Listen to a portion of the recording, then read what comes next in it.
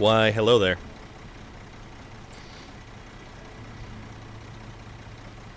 I am Storm of Iron. This is SnowRunner. And Cowboy Tucker, you've gone up one number. Just one number. It's all good. Totally cool. Everything's a-okie dokie. What is good in the land of Twitch? How is everything with everyone?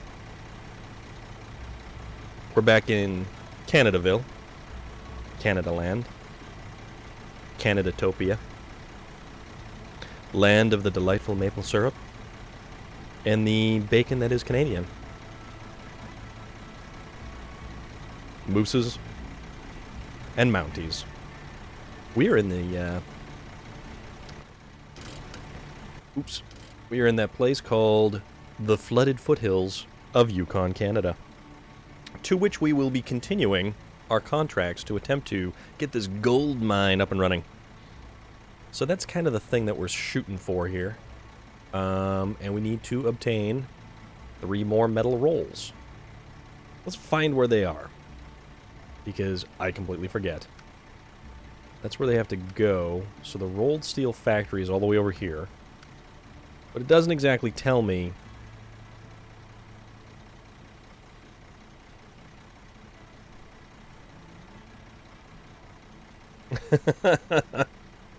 Man, you are all over the place. It's alright, though. That's fine. So... Oh! Hark! This particular location has... 3 metal rolls. To which we only need 3 metal rolls. And...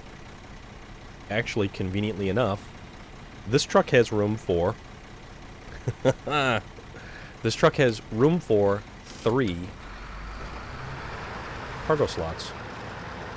Let's see if we can get some fuel before we run out, and then go and pick that stuff up and bring it back. Danny Linlow. Cousin of mine. How are you? Yes, we are in Canada. We are in the flooded foothills of Canada. Canadaville. Canadatopia. Maple syrup land. We all like maple syrup. And something tells me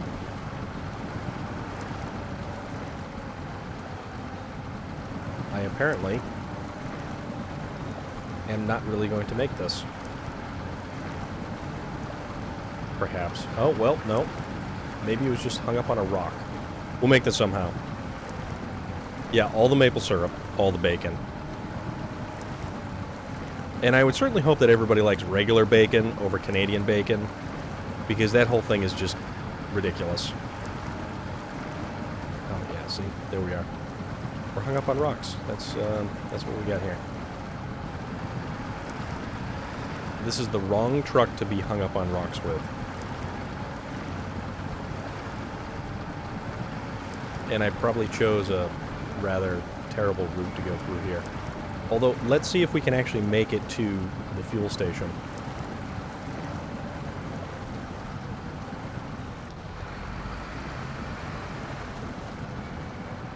We're not winching off of anything.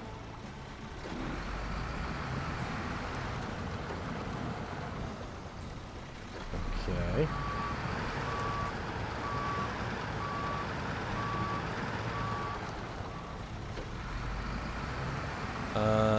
That would be why. Yeah, this isn't, Yeah, you know, honestly, it's like, it's more like ham than anything else. It's really not worth it. Ah, there we go. Alright. Okay, so this truck, let's see if we can go get fuel. And then we hit the warehouse at the rail yard to get the 3 metal rolls that we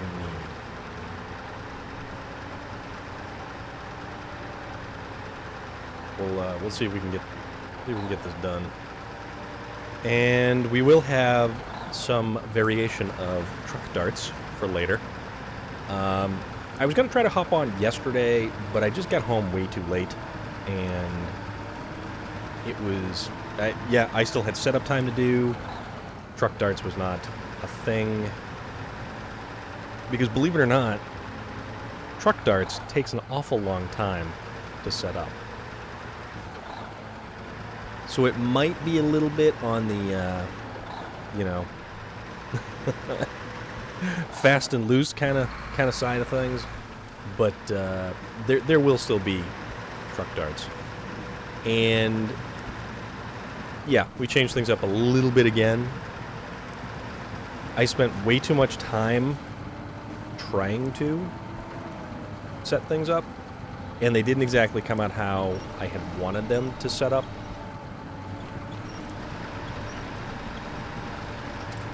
But I mean, it's going to work nonetheless. So, also, I hopefully get this thing to the fuel station before we run out. We only got 49 liters left. And I know that I can switch it from liters to gallons, but I've just been playing this for so long with liters that it just is kind of like, eh.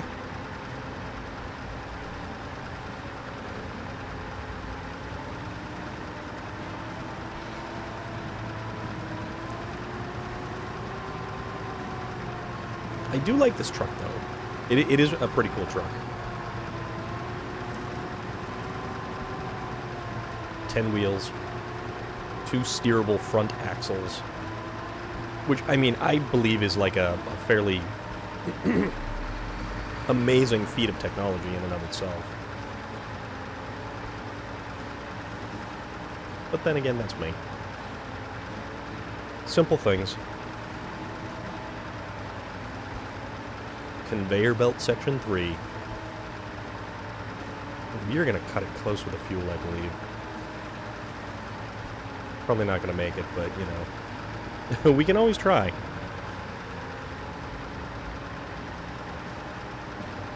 Not that I was having anything Canadian earlier, but I was having edible cookie dough, which is actually really good. I mean, it's not that it tastes any different than other cookie dough, it's just, it's not going to make your gut sick.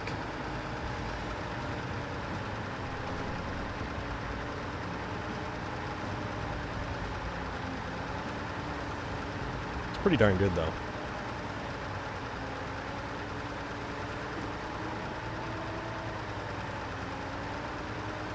For the individuals in attendance, what is your thoughts on cookie dough consumption? Yay or nay? And we made it to the fuel station with 24 liters to spare.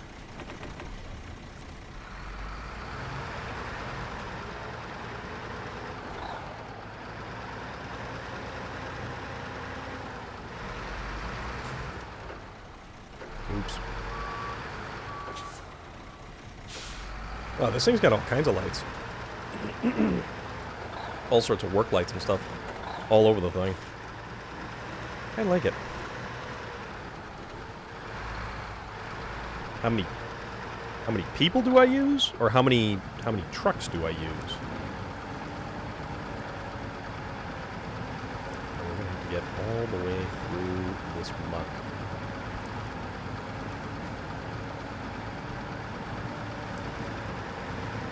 Usually, it's 24 trucks that I have set up so far, all with highway gearboxes. All of them have chain tires except the twin steers, and they don't. The twin steers actually are the easiest ones to go down the runway.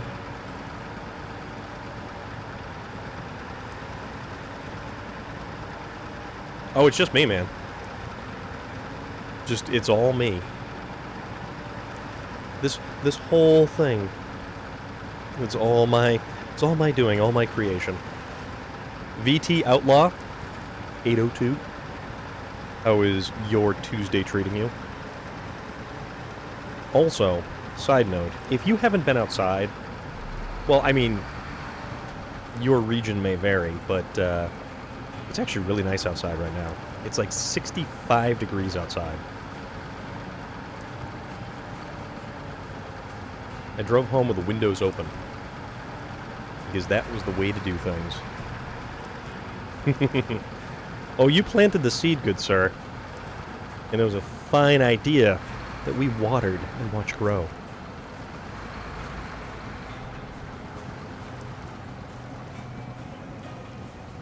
It was a fantastic idea.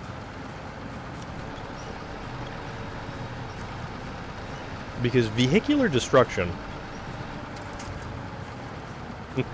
it's a hoot.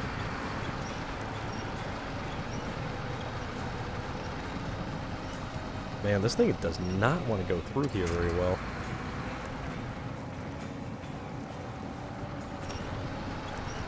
I don't know if it's just the rocks or the mud.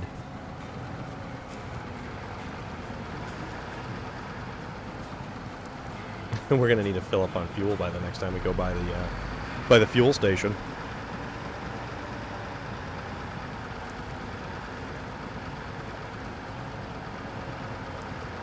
We'll be all right though. We'll make it.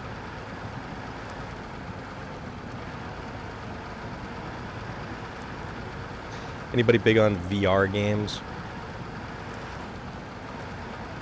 Because that seems to be like the newest thing, up and coming. 3 metal rolls. Granted, I wish they were 3 jelly rolls. And then I could carry them in the cab of the truck and I wouldn't have to take a truck this big. I could take a pickup truck. Or, if I had jelly rolls the size of the metal rolls. But what would the tensile strength of the side of the donut have to be to contain that much jelly? That's some science for you.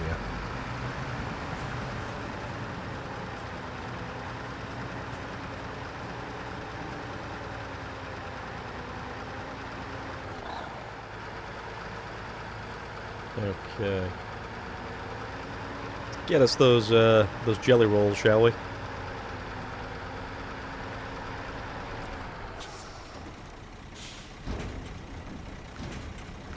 Cargo metal rolls. There we go. Boom. Okay. That's 3 metal rolls. Oops. Install the engine.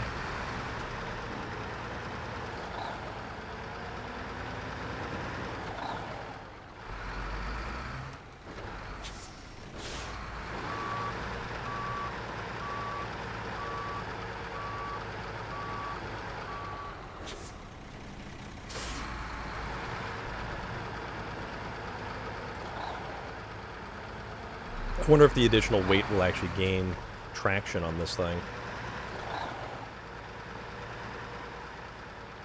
It would be actually kind of funny if there was like, oops, oh crap, a buoyancy quotient from the size of your tires, but I don't think there is.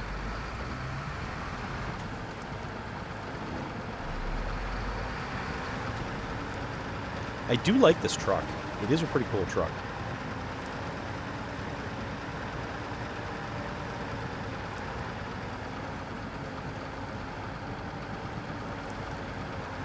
Moya Surfer Dude, how are you this evening? I am quite well. It is absolutely gorgeous outside right now. And I'm in here playing video games. So there is that.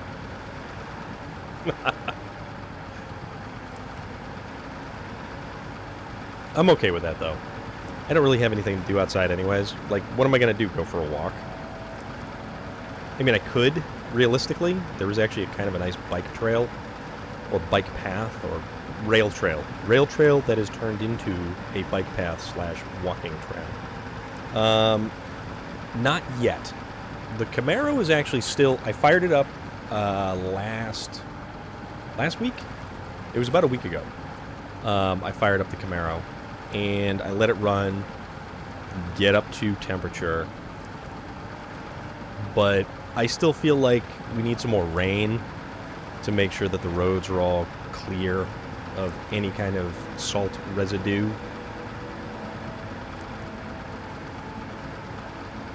Also, I hate when there's like just the tiny little threat of snow.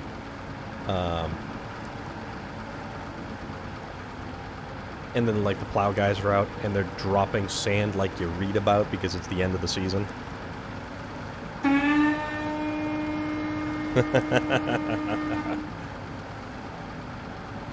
And the Viking war horn sounds at the approach of the mighty relic. Relic! How are you, good sir? Hope all is well. I hope everyone is well. Whoa. Whoa, hold up.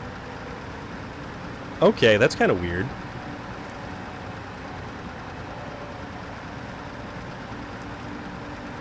Because, J Stew?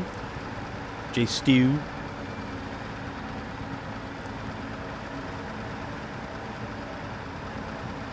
J Stew X94 actually happens to be my youngest brother, believe it or not. So he finally has an opportunity to join us. Oh, dude, you're doing no soda. Well, tell you what, let me take a slug of some Pepsi for you.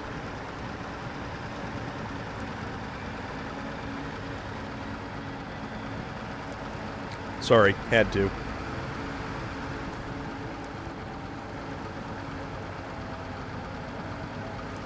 Okay, eventually we'll get there.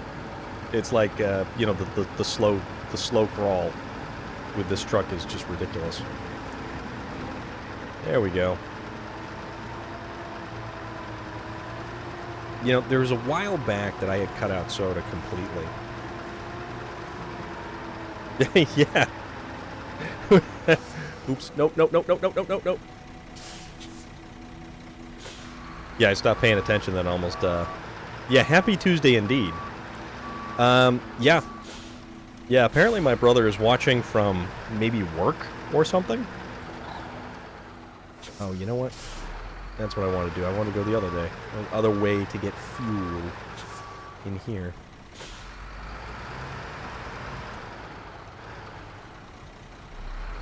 Yeah, you know, it's funny how many calories you actually, you know, it's the calories and the sugar from soda, actually. My rent is due at the beginning of the month. Actually, most of my bills tend to be, one would say, front-loaded at the beginning of the month.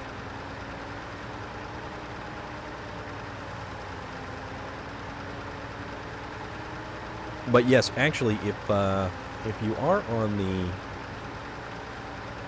desktop, right down below the screen there is actually some links and stuff like that to various other social medias, the merchandise.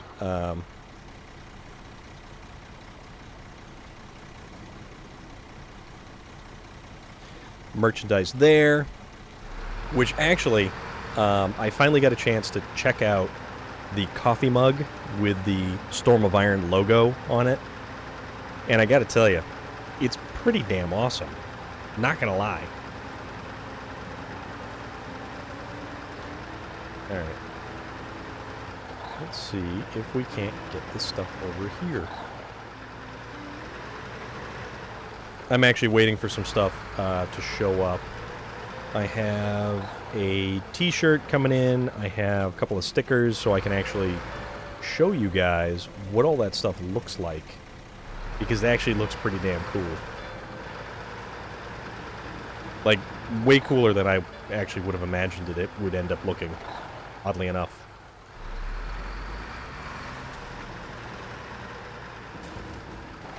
Oops. Bump. We'll get that cargo there. We'll get it there, and then we'll figure out which next contract we're going to do. Which is probably going to be more hauling around of all kinds of outrageous amounts of stuff.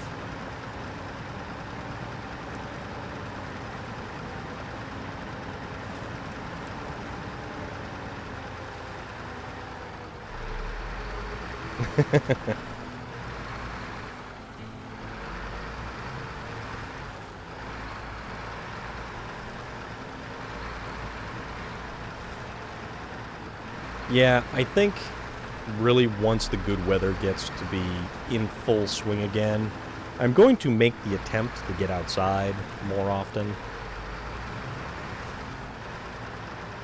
Because that would actually probably be a good thing.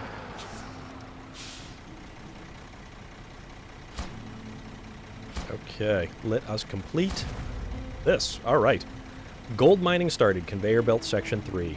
Conveyor section that is closest to the ore sorting site is complete. Should we start it? Yes, you should start it. All right. That's, so that is that the ore sorting site? Is that what this is? I'm not sure.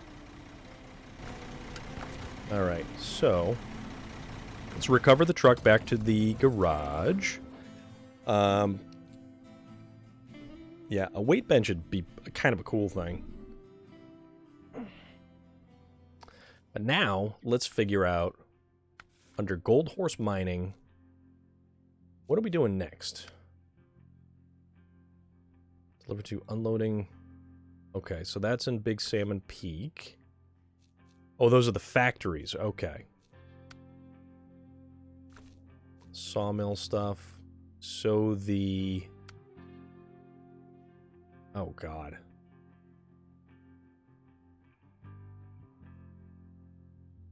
Cabin Zone 2. Cabin Zone 1. Oh, we already have cabins there. Okay. So we already have cabins there.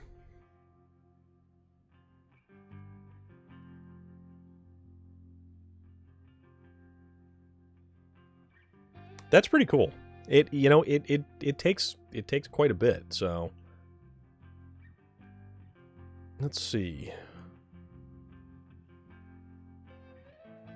There's all this stuff that needs to go to... Ooh, it's gotta all go to the gold mine again. 8 wooden planks. Yeah, you know what? Let's do this. Oh, it's worth 49,000. Gold mining started. What's the ores? Okay, so that's the ore sorting center. Cabin Zone 1 is here. Oh. So this is like 2 stages. All right. We'll do the first one because that is a single stage of stuff that we can try to figure out getting all this stuff. You know, going out for a walk with the dogs is definitely... It's a good thing, you know? That'll keep you on the up and up right there. All right, metal beams times 6. Oh, wow. Where am I going to get metal beams from? Yeah, metal framing. The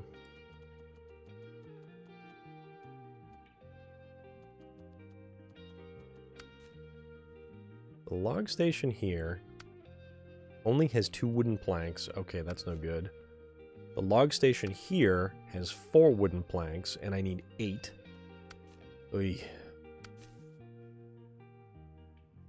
That's only got 2 metal beams. It's got 3 metal beams. Okay, alright, that's where it is. That is the... So this will be... Relic, Ivar likes to walk you. Sounds like he's going to be the one in charge. Moya Surfer Dude, how many dogs do you take out for a walk every day? 2 small pipes. That's... Ooh, that's right there. So that is... Cement... Oh, concrete blocks. Okay. This is going to be interesting. So this is cement here that we need to turn into 6 concrete blocks. We can... Oh, and there's a metal beam there, but we got to pick that up with a crane. You know what? Not a bad idea, Cowboy Tucker. Going outside, highly recommended. It is a useful and fruitful thing. And there are worse things that could happen. So, yeah.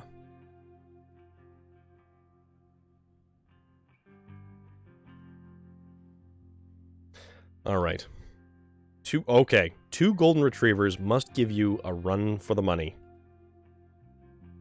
So let's see. We need 2 concrete blocks.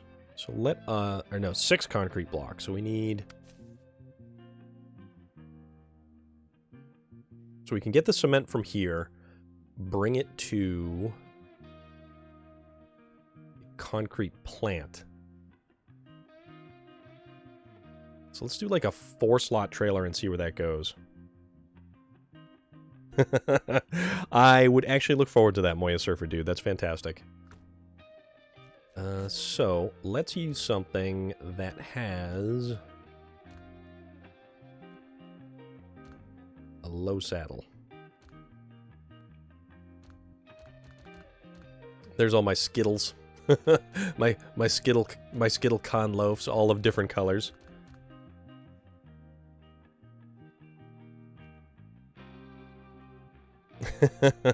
Yeah, I hear that, Relic. That's, yeah. Crane truck. What do we want to use to haul this stuff over there? We're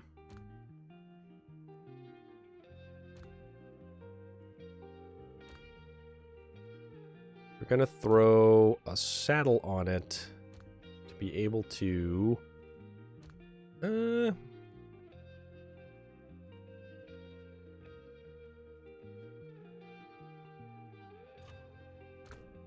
You know what?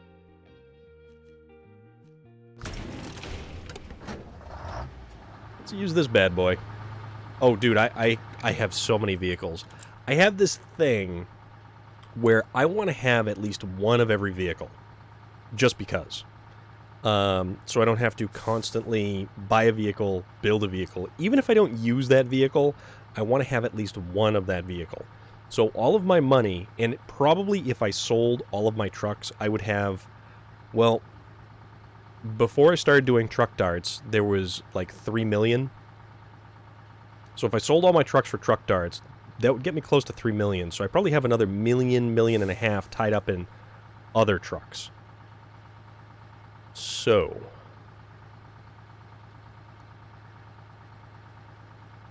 we're gonna go...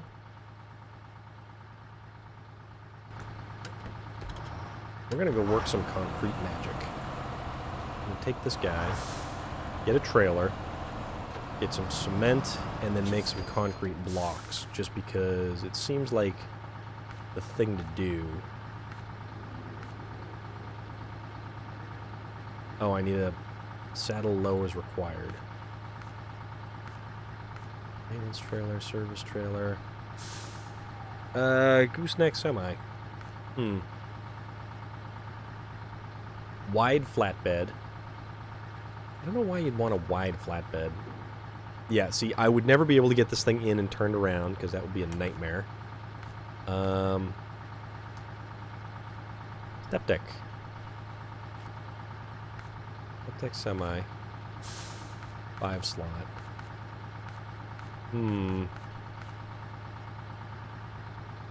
Good question. Oh yeah, dude. Truck darts is all me. There is no one else in this game but me. It's all me sending them down the runway. And now I need to get a saddle low, apparently, because I don't know why I have a saddle high. Low. Okay.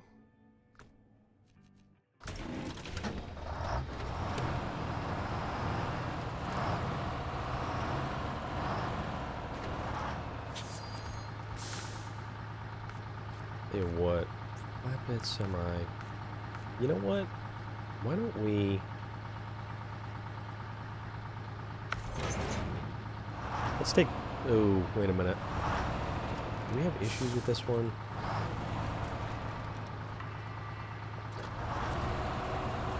Yeah, we've got some issues with this truck and this trailer. Sell that one.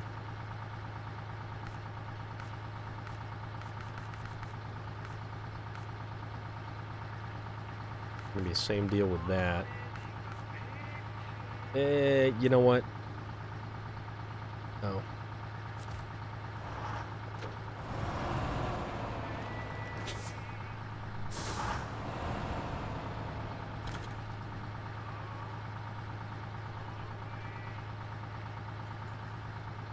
Yeah, absolutely, dude. I will be here. I will be here for the foreseeable future. However long that may be. Tell you what, let us do... You know what? Screw it. Gooseneck Semi for 4, because this trailer will work really good on this truck. We'll make it work. And that's going to be our fuel rig right there, if we need it.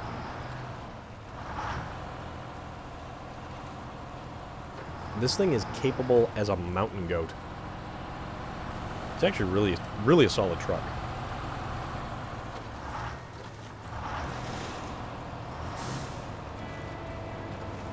Yeah, they tend to do that, don't they, Relic?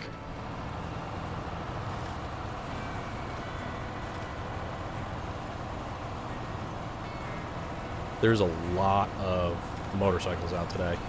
Like a lot of motorcycles out today.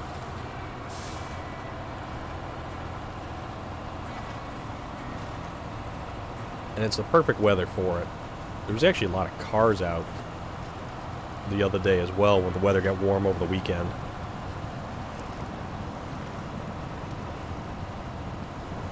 But I'll get my car out soon enough. I mean, I'm looking forward to some really nice weather to take that thing out.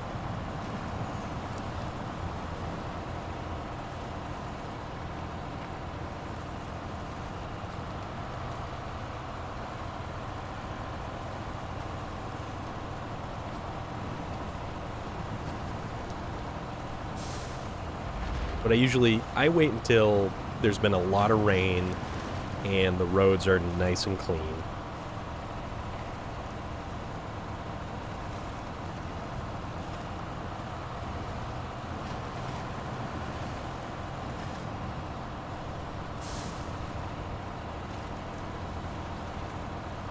I always thought that was interesting because the phrasing is slightly different between countries. So where you have a lorry, you know, we have a big rig or a large truck.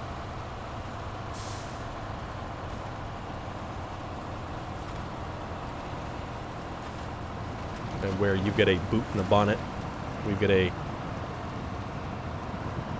trunk and a hood.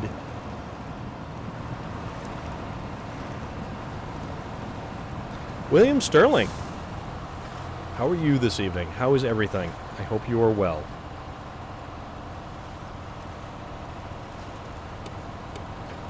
We are going to get some concrete to bring to the concrete plant to make some concrete blocks. I know it's exciting and thrilling. And I know, William Sterling, you're going to be looking forward to me dumping over on the side and spilling my cargo all over the place. But I can't fault you for that because it is kind of funny. So we want all the cement. Okay.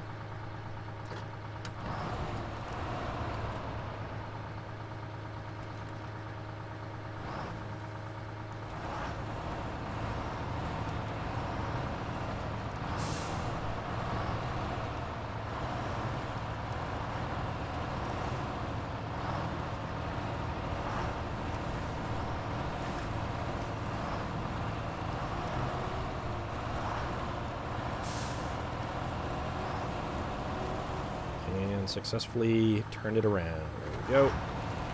Now, let's get this thing to the concrete plant. I believe so.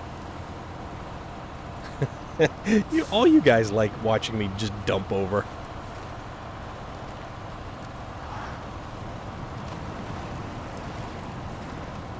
Which, I mean, it is comedy. Yeah, what was the streaming record? It was something outrageous, like 100. Was it like 100 and some odd hours, or?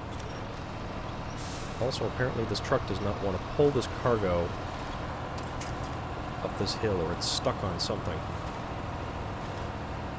There we go.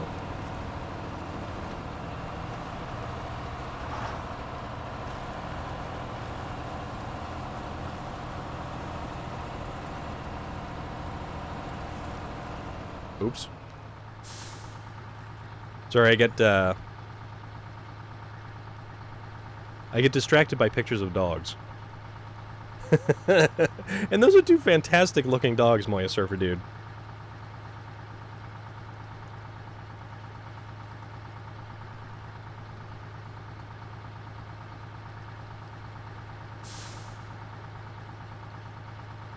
Holy crap.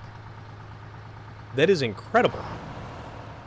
Now, is this the same guy who every time he adds a subscription, he has to stream for another certain amount of time? Is that what was...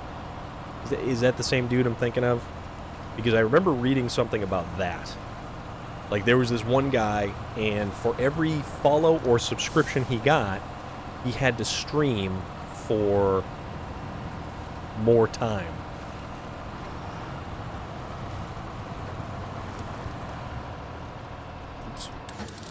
Oops. Don't stall.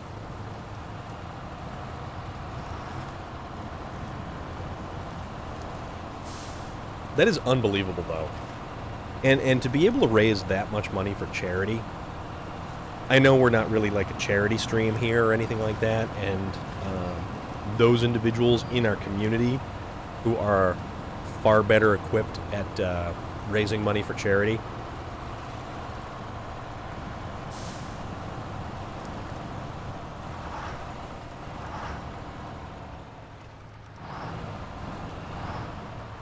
Oh, okay. Yeah, maybe it is the same guy. It kind of seems like it. Well, I mean, I don't know, maybe.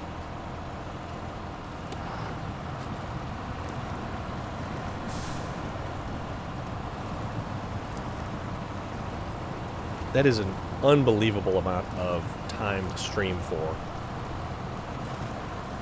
Like, I mean, I can do, and I have done, when I was really kind of pushing for affiliate early on, I would do 6 hours on a Saturday. But that's because I had nothing better to do. It's the winter, there's nothing happening. I'm going to play video games for 6 hours. And it was probably, you know, 6 hours of all kinds of Assassin's Creed Valhalla.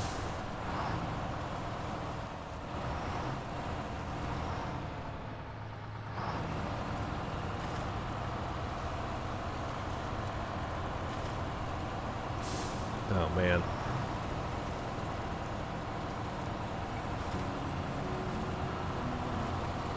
I wonder how Gigi's doing. Like, I've seen nothing on social media about, you know, her just having a good time or hanging out or just kind of doing anything, actually.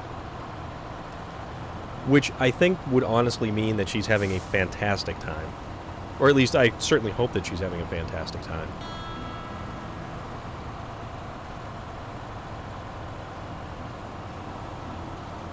Because you really want to talk about a great person. She's a fantastic person. Oops. Oh, hold on. Refuel. Maybe not.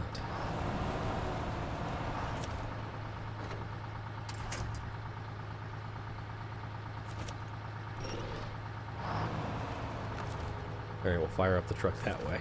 We'll take the cheap way out. No? Okay. Refuel from the fuel tank into the Freightliner. Okay. Swap back to the other truck. And away we go.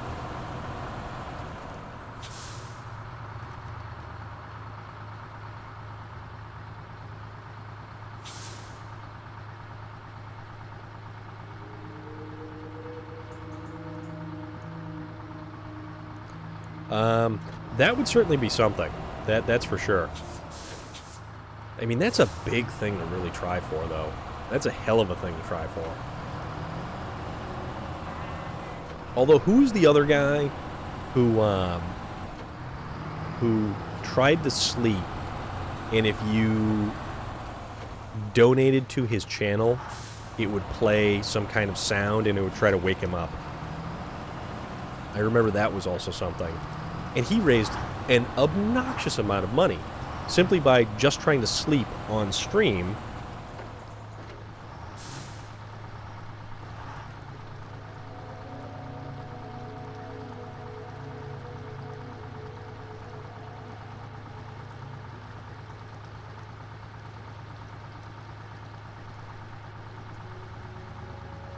Man, dude, that would be nuts.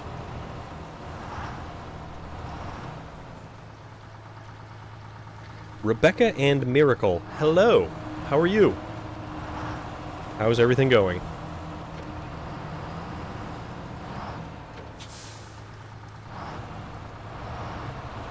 No, man, I get the overall idea of what you're... I'm picking up what you're putting down. We'll put it that way. I got you. Don't you worry. My brain works in mysterious ways. They're so mysterious, I don't even understand it. So we're good. Alright, so... let's make some concrete blocks, shall we? Also, I wonder, or at least I hope I can turn... well, this one isn't the 8-slot trailer. This is only a 4-slot, so this is a lot easier. Your hands are tired.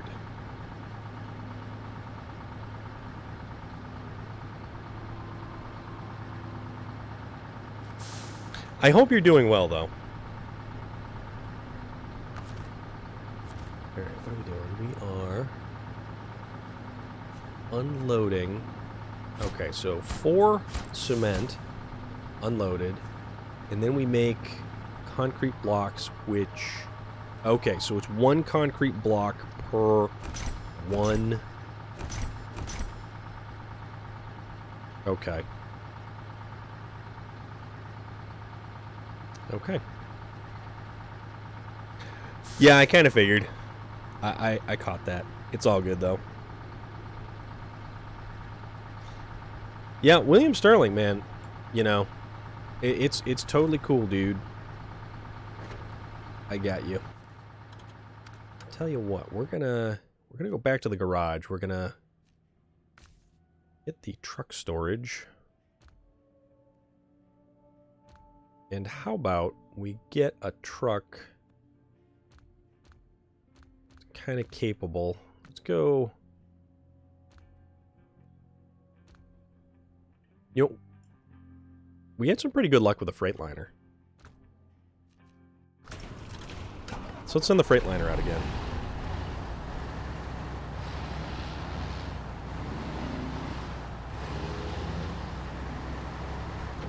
You know, I've never played any of the Witcher games.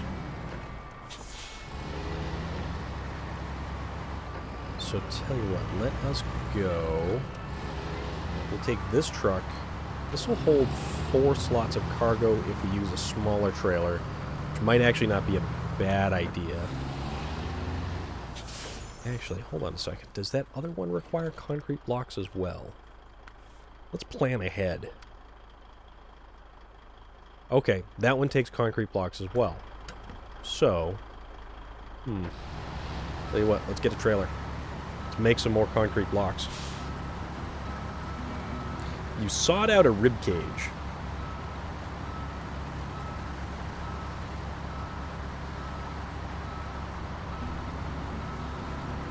Is this on a surviving individual? I would certainly hope.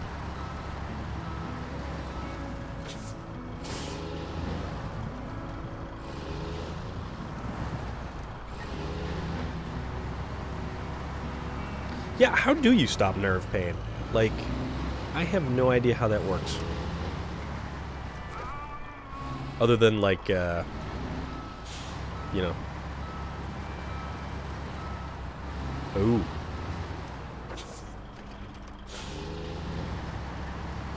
Okay, so we're going to hook this guy up with a trailer because we're going to bring more concrete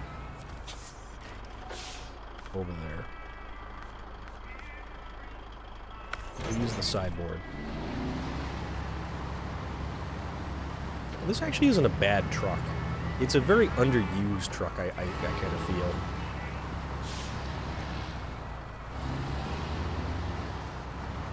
Hot milk. Ooh, that's a good call. Isn't that also helpful for... Excuse me. Isn't that helpful for, like, falling asleep, too? Warm milk. I had to check because I thought I almost knocked over my soda. Sorry, Relic.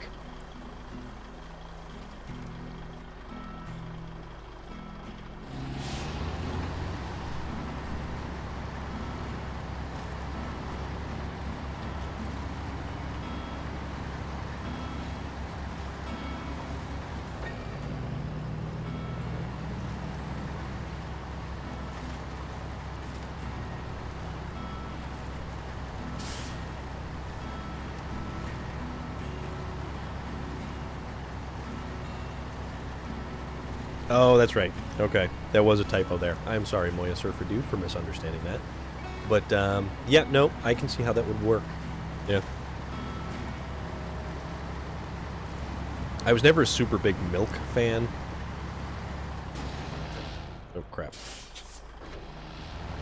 But, I am apparently attracted to telephone poles.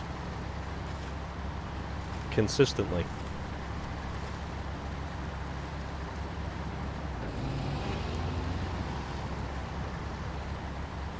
Alright, so that's bricks. Do we need bricks? I don't think we need bricks.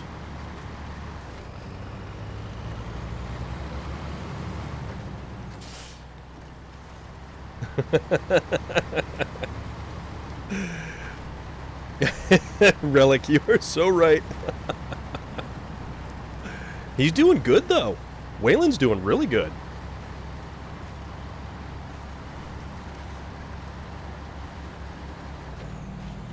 And actually, that brings me to my next point. If any of you are fans of the VR gaming, Waylon of A Killer's Confession has a new game, or not a new game, a new song. One of his song collaborations he did with Boom Kitty is now on Beat Saber. And it's a really good song. Like, I'm surprised at how awesome this thing sounds. It is very, very cool. I don't have any VR games. I don't have any VR gaming setups. I don't have anything like that. Maybe I would get that stuff.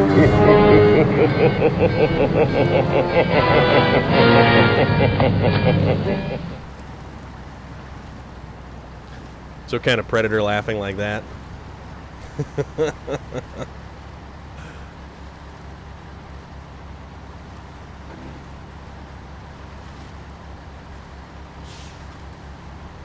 You know, those sound alert redemptions for the channel points are pretty cool. I like those things a lot. There are ones for bits, and it's a wider variety, and there's also stickers that you guys can slap up there.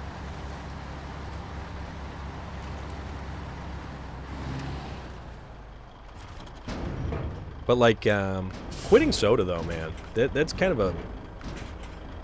Small pipes. Okay. You know what? Actually, why don't we set this truck up with the small pipes? We'll do that. We'll see if we can get the small pipes. Oops. Knocking stuff around all over the place. My weird little setup here.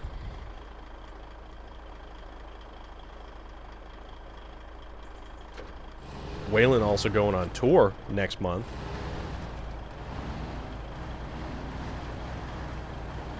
Which is actually pretty damn amazing.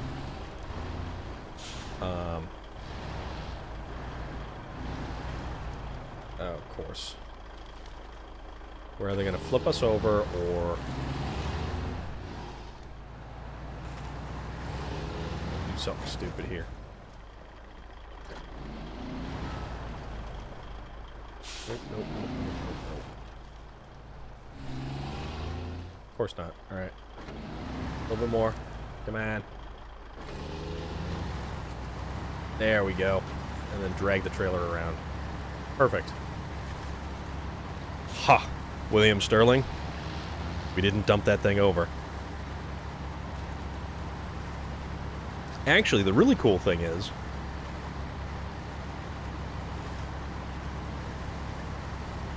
Oh, yeah, I know, Relic. Like, he isn't coming anywhere close to New England, which is unfortunate. Massachusetts in general still has some really, really strict lockdown stuff. Yeah. Patrick, B. Patrick Camp is a really good dude. And that gummy bear thing... He also did the one chip challenge, I think, which was another really, really hot thing. And actually, it's funny you mention that because the singer that we're talking about, Waylon Revis from A Killer's Confession, who I just linked there, he has also done some very hot challenges as well. And I think he did the gummy bear. Man, I'm sorry. That stuff, it's like...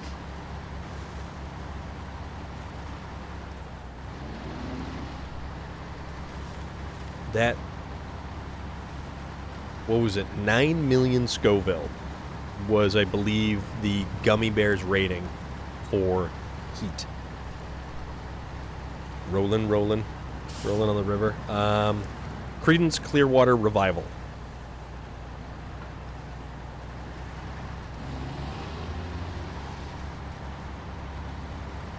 Yeah, Moya Surfer Dude. Yeah, absolutely. So the other individual that we are talking about is B. Patrick Camp, and he was doing a fundraiser for a charity, and the dude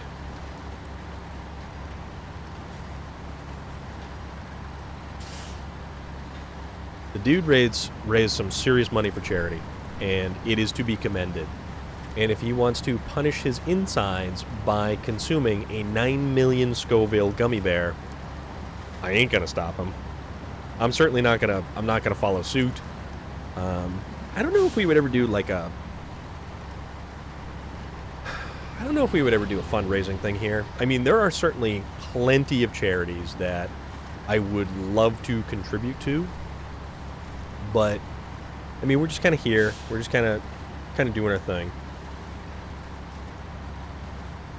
Predator's awesome, though. Rebecca and Miracle. There are some missteps with the Predator franchise, I feel. The first one is phenomenal. The second Predator movie with Danny Glover is good.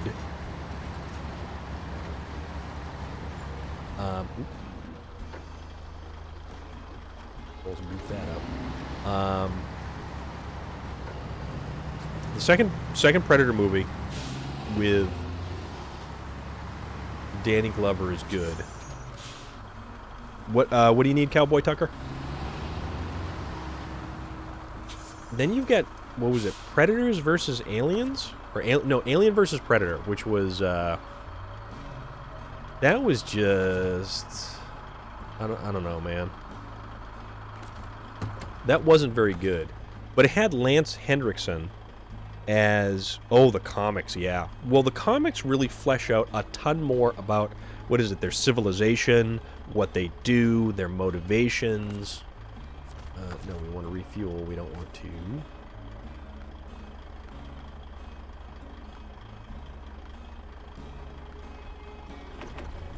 Alright, top that off. Swap back in. So let's keep going with this truck. We'll see if we can drop off the two pipes to the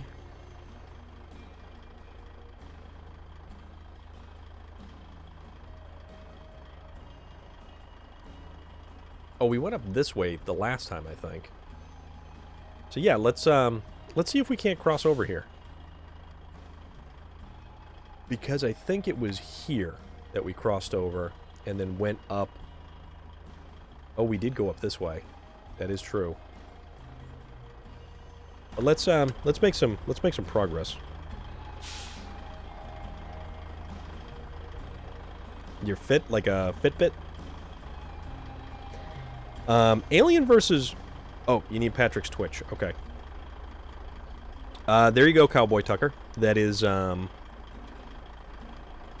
know, honestly, I think Predator would have a pretty damn good chance because technologically, they are hyper advanced. The other great Predator movie was Predators with Adrian Brody. That, Lawrence Fishburne, and what was it? The dude from That 70s Show, and Walter Goggins was in there. The giant Russian dude with the minigun. That was great. That was a fantastic movie. And I think, I want to say Derek Mears played one of the Predators. And if no one knows who Derek Mears is, he is a fantastic dude. I mean, Derek Mears is one of those great guys who has an exuberance for the idea for your fit.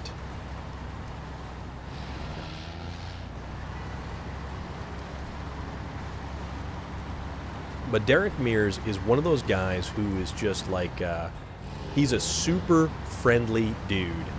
And he did Swamp Thing, the Jake Busey was in, Gary Busey was in the second one, Predator 2.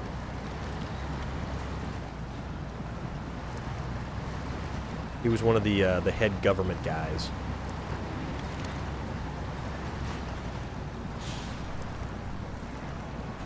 Is Gary Busey in?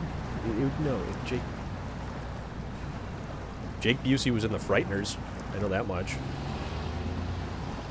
Don't even tell me we're stuck here.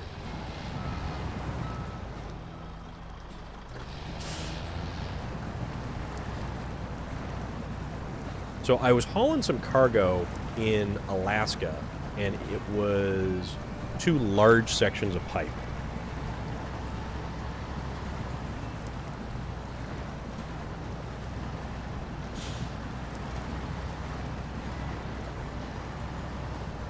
Gotcha. Okay. So the large section of pipe, these are small sections of pipe. They only take up 2 trailer slots or 2 cargo slots. The large sections of pipe take up 4 cargo slots. And okay, come on, let's go. Let's haul some stuff here, people. So I had decided to use an 8-slot trailer on the back of a Kolob to take 2 pieces of pipe from the warehouse across the map. General Norman. Effin' General Norman, sir. Good to see you. A pleasure as always. We are currently discussing the Predator movies, actually. And which one is kind of the better Predator movie? I still think... I'm still going to have to say that Predator 1 and Predators are probably the standouts in the series. The most recent Predator movie... Oh, crap.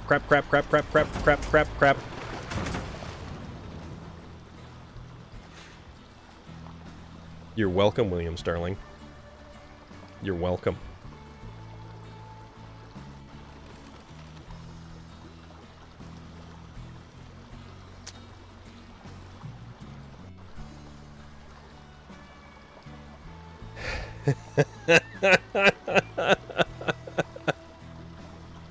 I mean, I can. I can just... Oh my god. So yeah, that happened. Okay. Let us get a crane truck.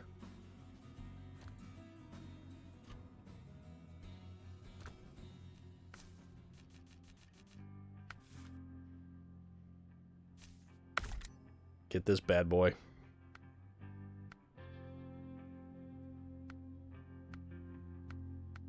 Oh, wait a minute. Oh, that's awesome. So, the van body actually used to be like this really drab green. Yeah, it's exactly like texting and driving. It really is. Because my laptop is over here. My TV is over here. So when you guys type things and I catch it out of the corner of my eye when it goes by on the feed,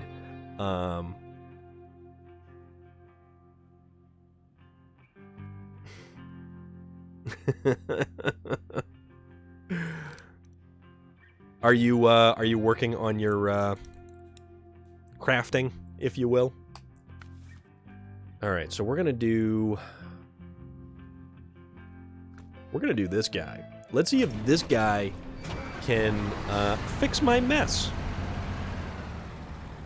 Sean Bergen 151. Doing good. Doing fantastic. And that's awesome to hear, Norman. That is, what is your current project that you are working on right now? Because I gotta tell you, man, seeing some of the pictures of some of the stuff that you have made is incredible. It's absolutely incredible. It's more like a work of art than it is a, you know, it's a functional work of art.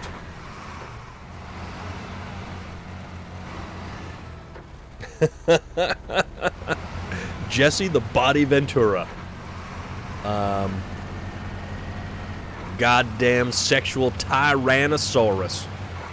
You're 100% correct on that relic. Carl Weathers. That was a hell of a movie. Hell of a movie. Nah, that was nobody's fault but my own. But luckily, we are close to the garage, so we can attempt to fix this tiny little mishap that we've had. The day is going quite well, Sean Bergen. You know what? Thank you very much for popping in and joining us, because we are in the Yukon, in Canada land, taking trucks through places that trucks probably should not go, and finding out exactly why the trucks should not be going in the places that they are going. Because, of course. Thank you for the follow. Okay. Apparently we are also stuck on here.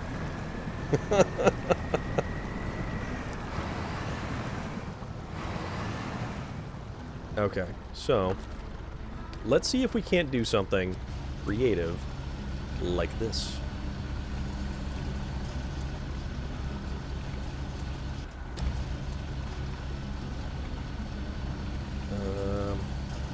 Okay, no, we can't reach anything there. So how about, because we have a crane,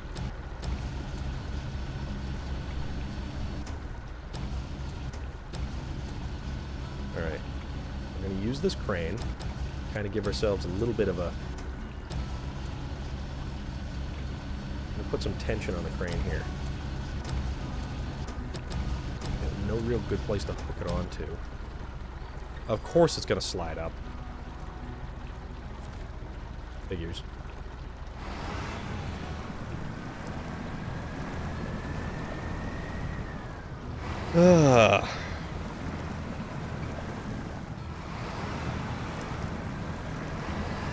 Yeah, we're stuck again.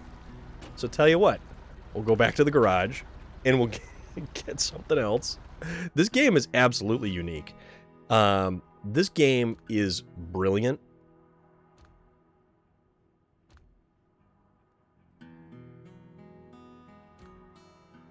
How about another crane truck? Yeah, I am getting the gold mine set up. So far we have all of the conveyor belt set up, and we're doing reinvigorating the old mines.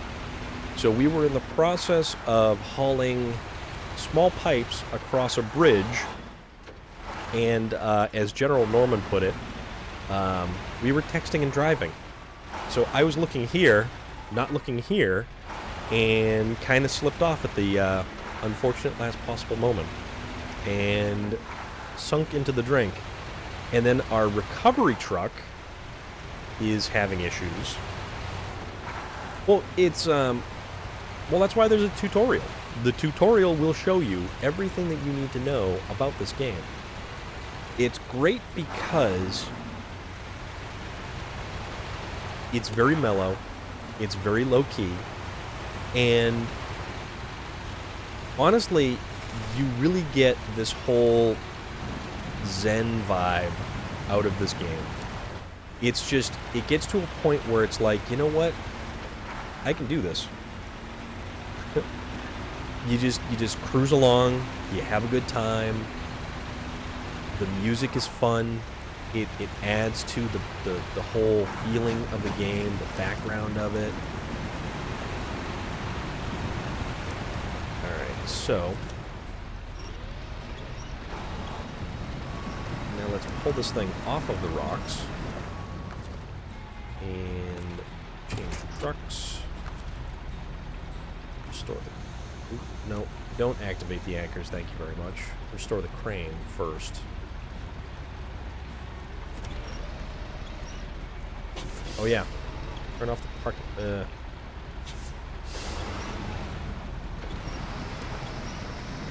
Man, this thing is jammed up good. See, I like machine things. I like trucks. I like cars. I like engines. Things that fire on V8s. You know, just pistons pumping. It's kind of my jam. Let's change trucks again.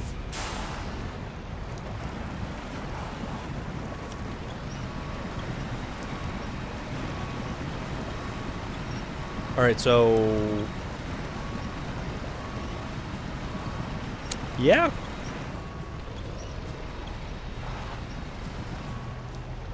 Tell you what. Let's, how do we do this? How would you shove it? That's a... You hired a gardener? I mean... oh yeah. Oh yeah, that's what we gotta do. Oh, hot dog. This is how we're gonna make it work.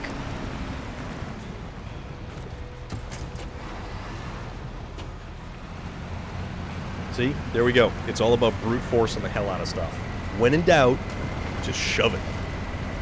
And I believe we've learned this lesson several times before on this particular map already. And what is your gardener going to do? Perhaps is there mulching? I like, you know what? Mulch. Hemlock mulch is amazing. The smell of mulch after it's just been put down is awesome. Okay, so we are almost at a little bridge where we've created our issue.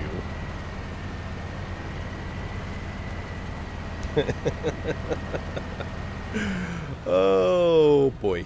Okay. So let's oh, this may not work out so well. How about attach the winch here and we just start to pull.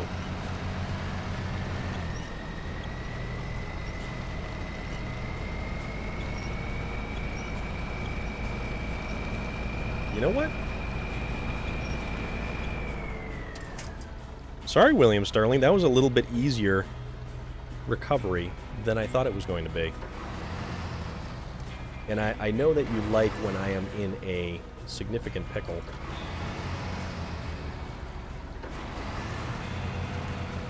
All because we were texting and driving.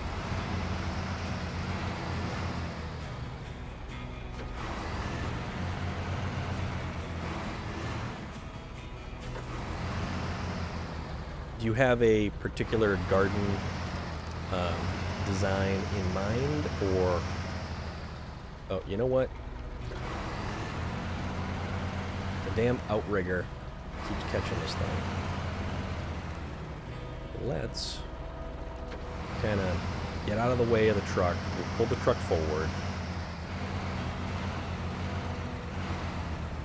Alright, so we'll park right there. Hopefully the parking brake holds it.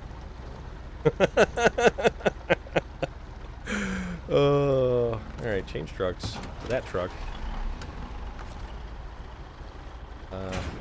Pack cargo so it doesn't fall out. Turn the headlights on.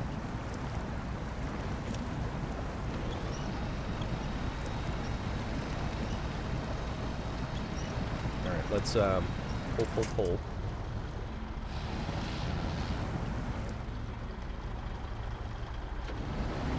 Perhaps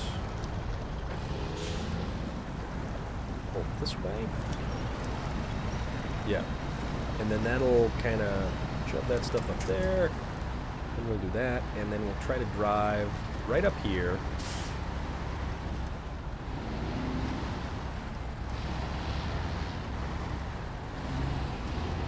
Okay. All right. You know, I didn't think that it was going to be as crazy as it was there, but it was. And now, we'll pick up this little bit of cargo right here. We'll put it back on the truck. And then the fun part begins. Yes, we are. Well, almost. We're 50% back in business.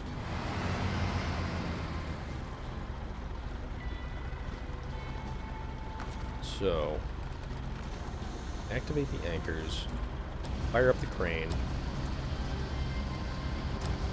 and then we'll rotate it around this way so we don't knock it into the pole, but we should be able to. And it's great that we don't actually have to worry about, like, hitting high tension wires here. Okay, see? Now we get that. And now winch it right back around.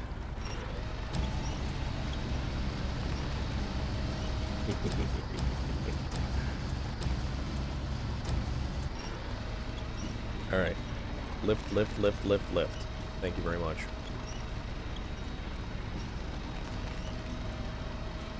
We are back in business-ish. Sort of. Kind of? Alright. Outriggers in. Please don't dump over.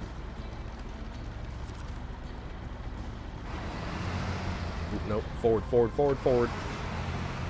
Always check the gear you're in. Now,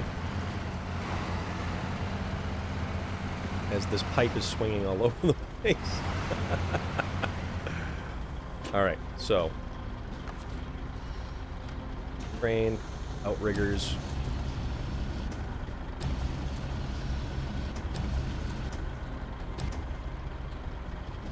And then we just kind of drop it in place. Right there. Right there.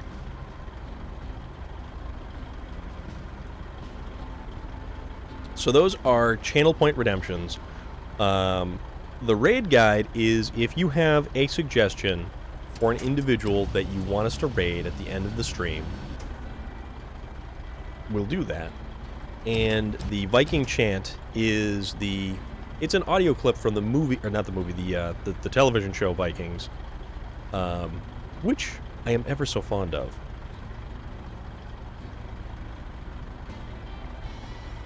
You know, Rebecca and Miracle, I think, like, tulips, hyacinth, all those bulbs and stuff that come from, like, Florida are awesome.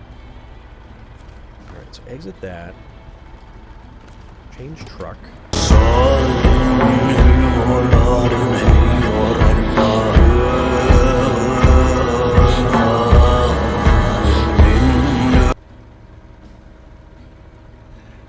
And now we're back in business. That's the one with crap. There was a ton of with Ragnar Lothbrok, played by Travis Fimmel. That was a fantastic series, which they just ended up wrapping up at the end of what, season 5 or 6, I think. Okay, so let's be very cautious and very careful. Yeah, Travis Fimmel. Yeah, Catherine Winnick. Thank you very much, Relic.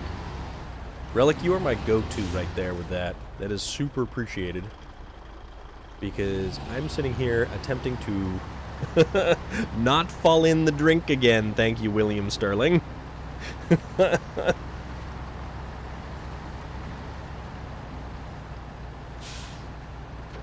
Okay. Why are we going so slow? We're in mud, that's why we're going so slow. Yeah, Vikings is an amazing television show, and it's a historical drama, effectively. So how about, which way do we want to try to attack this? Do we want to go... What did I take up this way? I forget what I ended up going up there with. I don't know if the Freightliner will do that. Catherine Winnick on that show, along with all of the other Shield Maidens, is one of the ultimate badasses when it comes to television.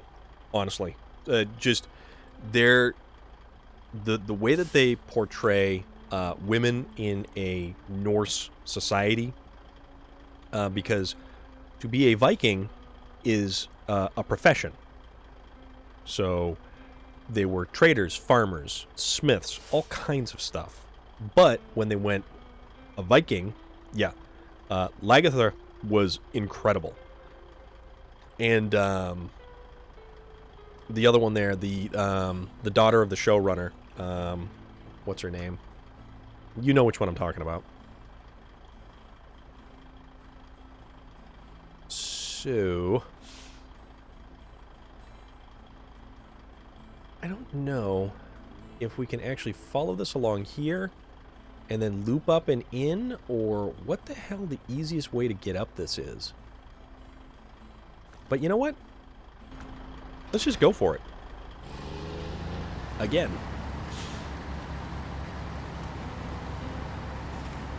Yeah, you know, it is unfortunate.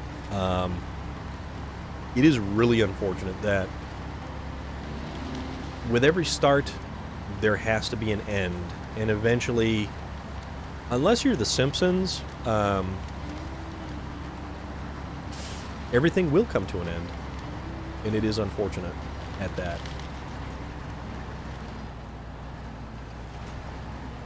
I mean, Sons of Anarchy came to an end.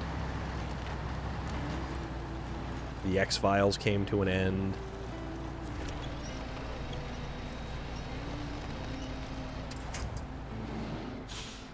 Alright, tell you what, we will attach the winch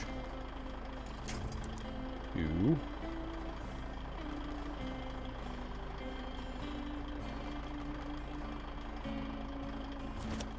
We'll attach the winch there, because what that does is it kind of pushes the trailer from behind us.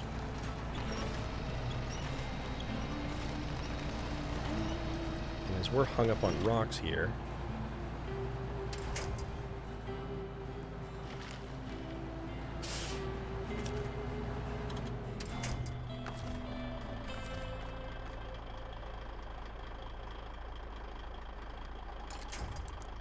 select the winch point.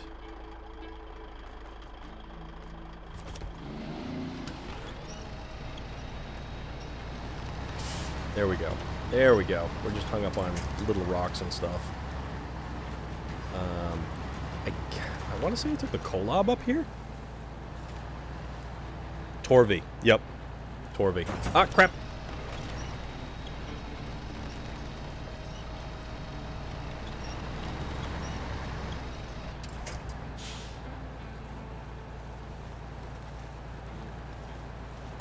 So that guy's got to stay right there for a little bit.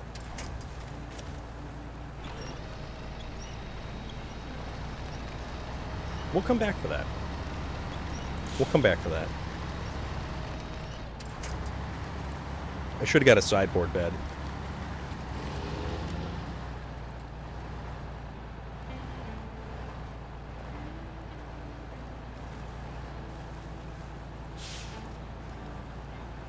That's a good thing, though, Rebecca and Miracle. That is a very good thing, honestly.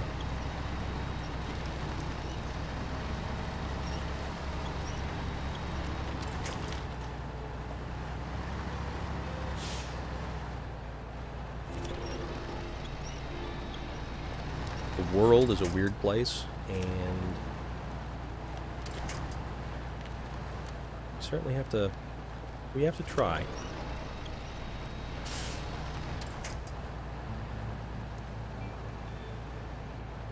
When a Dodge passes you, the supercharger is screaming for help.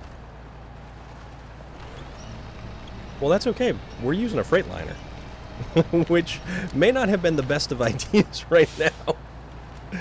Why, hello there, John 312232. You've caught us as we're attempting to muscle our way up an area where we should have just kind of, like, we should have just kind of gone around. We'll put it that way. Yeah, Ivar and Rollo were fantastic, and I think they had great chemistry together, to be perfectly honest. And that's what really made it that much better, is they worked so good together, those two actors.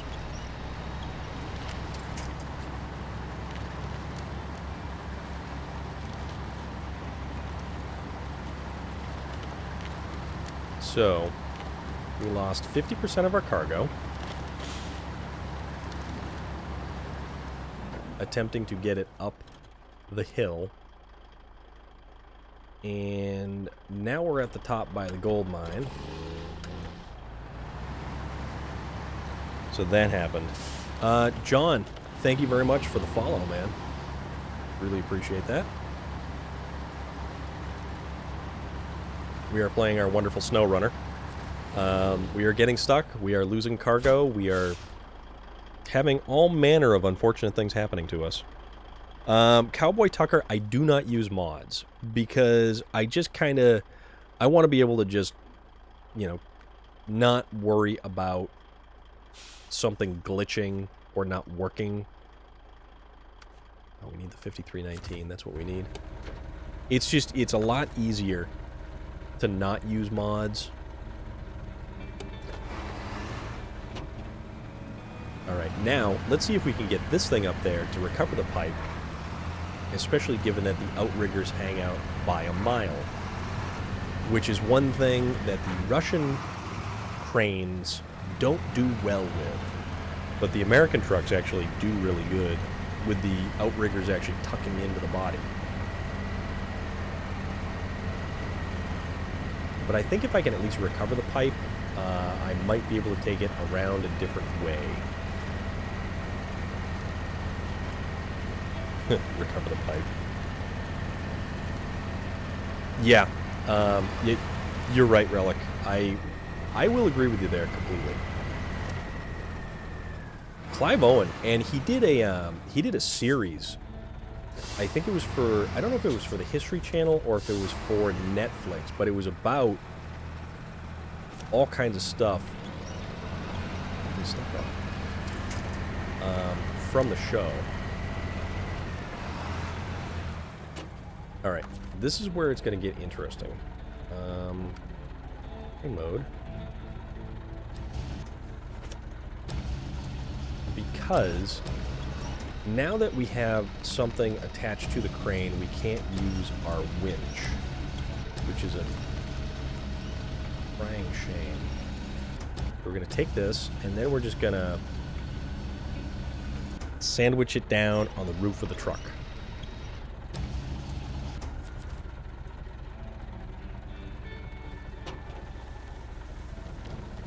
And then... Oop,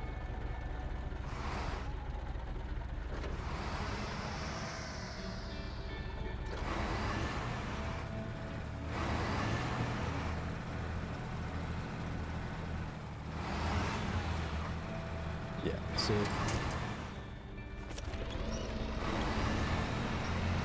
We gotta try to back down because I don't think we're gonna be able to sort of. Oh yeah, well, it's because I want to try to. I was trying to get 2 of the small pipe cargo up to the gold mine, but the truck tipped at an angle and it didn't exactly clear how I had wanted it to. So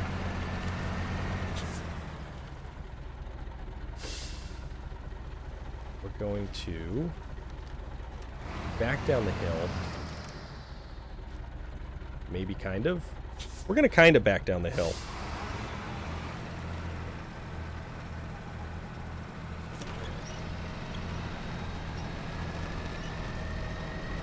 Yeah, we're going to kind of back down the hill. Yeah, Hammer of the Gods. That what it was? There we go. Also, it's dark, and I can't see crap. This is becoming very interesting.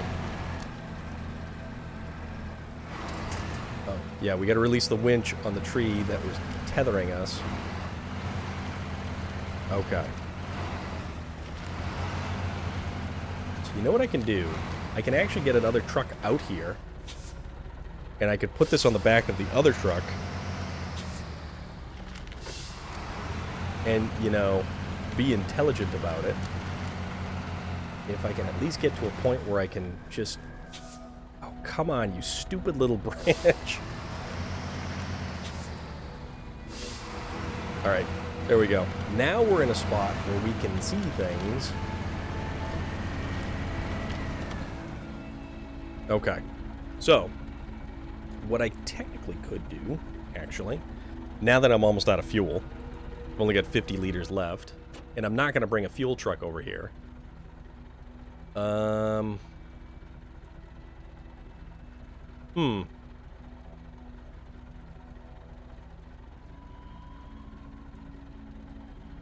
Log station, warehouse.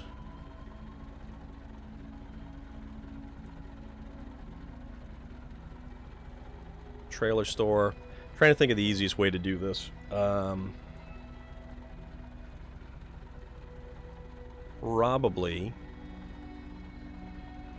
We don't need brick, so I don't have to worry about getting brick framing from there.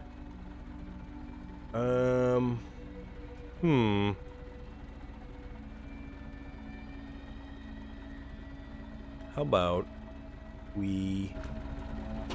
You know what does the Freightliner have in it for fuel? We are at 50% fuel. Tell you what. Detach the trailer.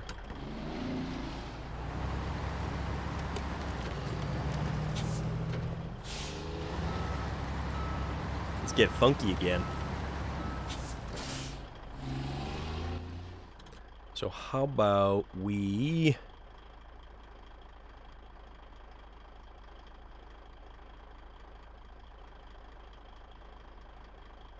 Just wish there was an easier way down. Let's experiment here.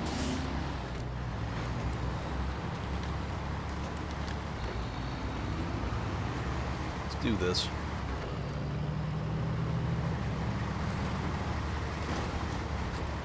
The little Freightliner. I think I can. I think I can.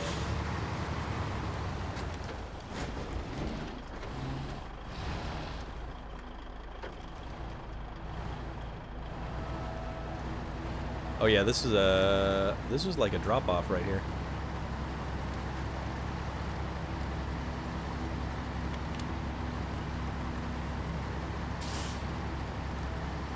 I wonder if I could get up this.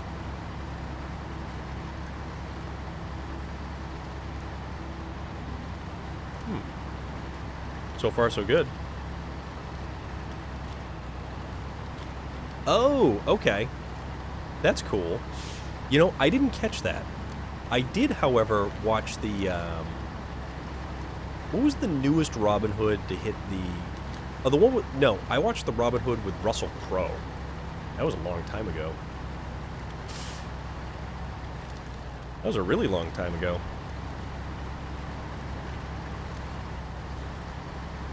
And Cowboy Tucker, struggling is the name of the game. This game is all about struggling. This is a game of inches.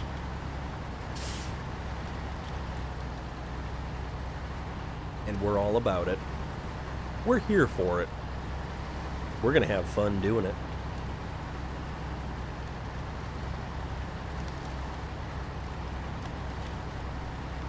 Yeah, the Costner one with Christian Slater and the wonderful Sheriff of Nottingham, who was played by Pop Quiz people.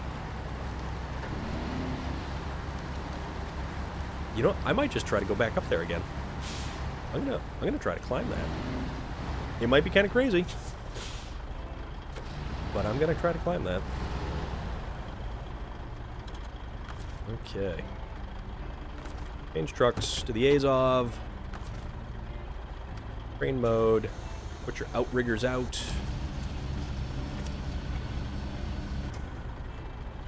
Loader, how are you this evening?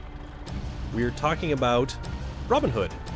Actually, that is a great question. Other than who was the Sheriff of Nottingham in Robin Hood, Prince of Thieves, who is your favorite Robin Hood? Which Robin Hood do you feel is the best? Exactly. Norman, you are right. Hans Gruber.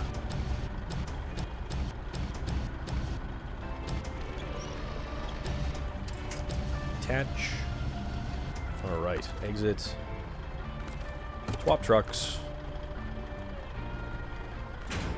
Pack cargo. We're in business. Robin Hood Men in Tights. Yep, that was another. That was Carrie Elwes and Dave Chappelle, actually. So,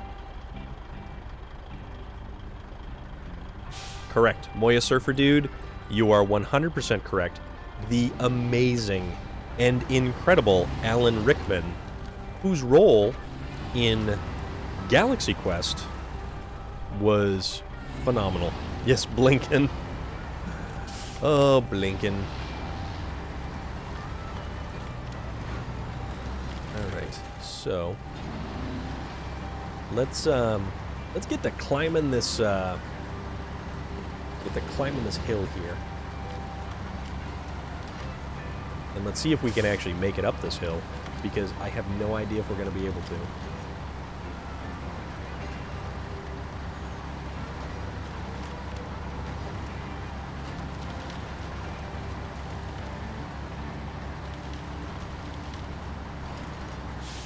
Oh, nope, don't you dare. It looks, actually, what is...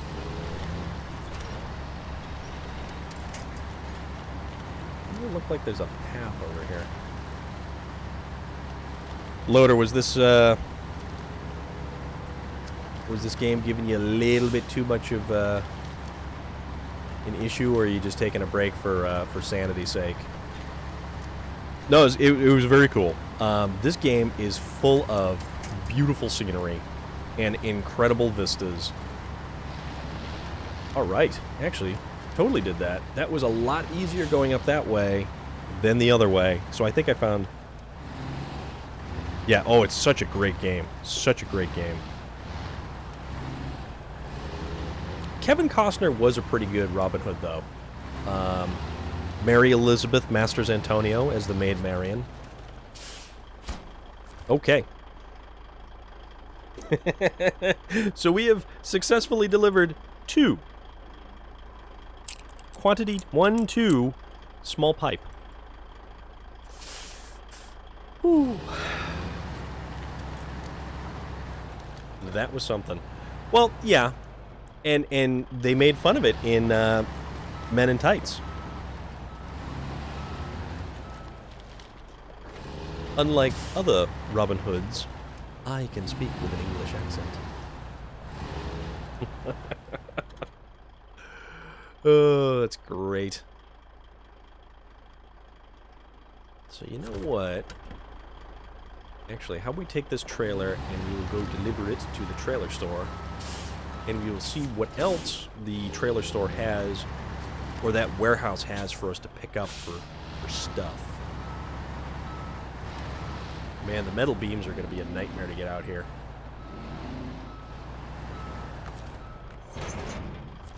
There we go. And...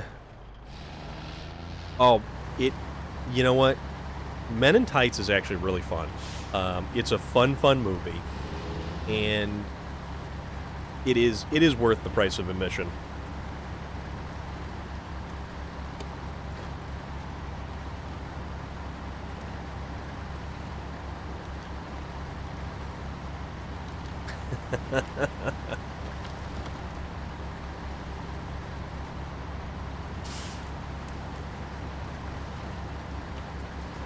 But Cary Elwes is a fantastic actor, and he does an awesome job with the Robin Hood role. Even if it is, you know, satire, it's a great job.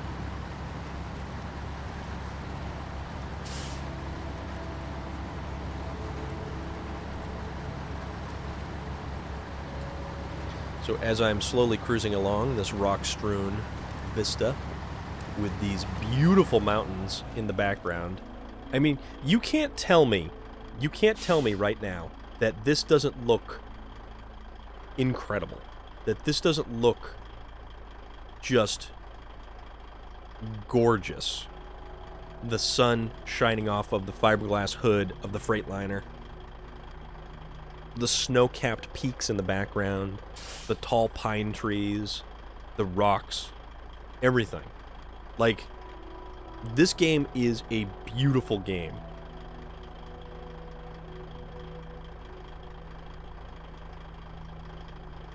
And this is one of the things that actually drew me to this game and really made me stick with this game, because it looks awesome. Loader, level 12, man. That's why I recommend doing as much in Michigan as you can before really advancing and hitting some of the harder stuff.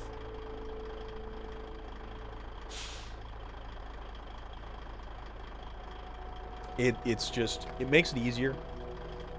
And I know sometimes, yeah, you're right around the corner then. You don't need chain tires for Alaska, but it really helps. Yeah, right, William Starling? I mean, it's like something out of a postcard.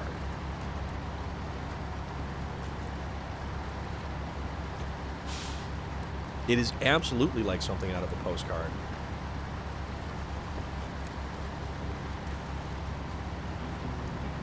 And I love this game because it's beautiful. If nothing else for the weird technical glitches that it had when it started, or the funky, you couldn't use a crane to load cargo on the back of a truck without it falling through the bed of the truck. Just, the game itself is breathtaking to look at. I mean, the snow, the water.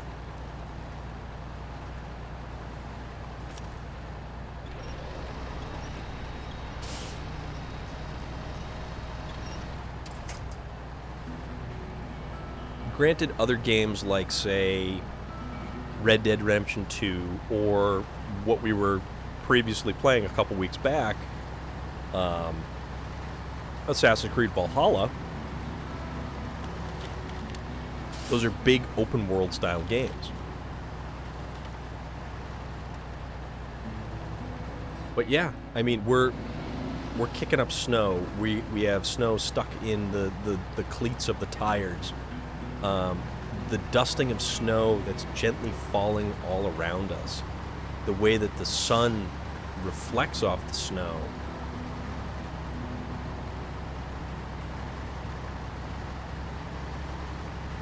This is a game that I used and took... I wish it had a photo mode. I really wish it had a photo mode. Assassin's Creed Valhalla has an awesome photo mode. As we found out when we were taking pictures of severed heads laying at the feet of Eivor.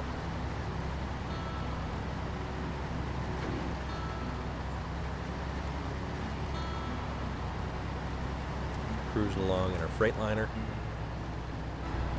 Do an in-cab view. All the nice little accoutrements. Our seats even have armrests. Got a CD player over there.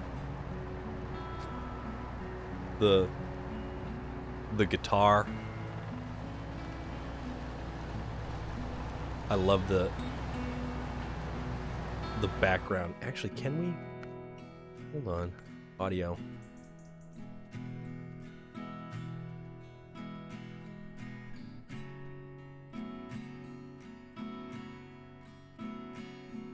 Yeah, check this out.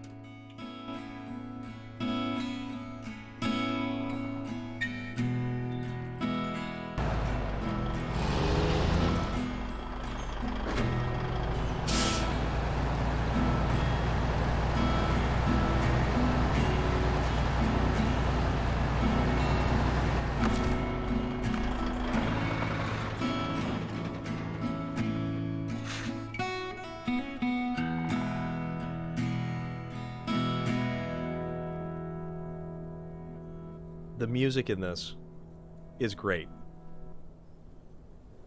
And there's somebody who actually went around and they took the ambient music and they made it into a giant loop on YouTube. And they made a video out of all of the different zones with all of the different music. And it's brilliant. It's brilliant.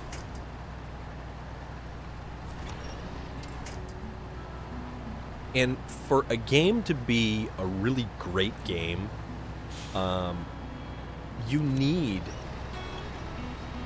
to have so many different elements that... I'll have to check that out, William Sterling. But it reminds me of, you know, just the layers that you have to have interwoven and interlocked together to create this tapestry of something amazing.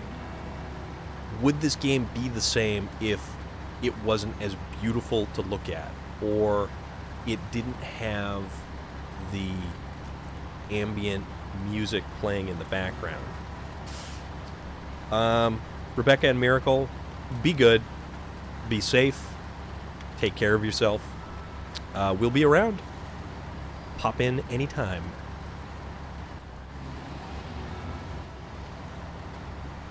Yeah, the con marshal is like the stand-in. I can't imagine that they would have been able to get the licensing rights for an actual, like, legitimate Jeep, which is too bad because that would have been cool.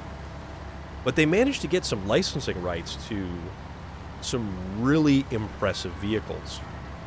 Freightliner, Caterpillar, Chevrolet, Ford F-750, International Harvester. It's amazing what they were actually able to do for all of this stuff.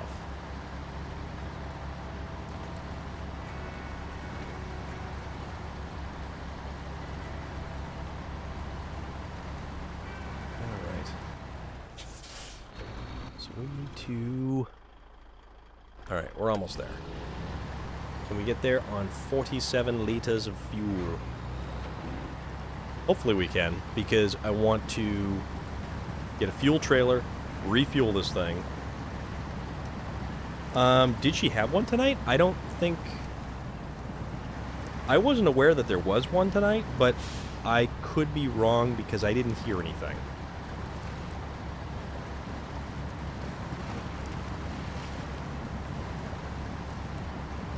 Also, for those of you still watching, we still have truck darts later.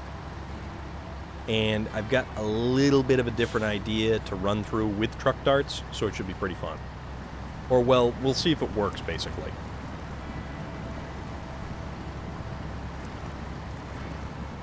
Yeah, Gigi's had such radio silence from the social media end of things.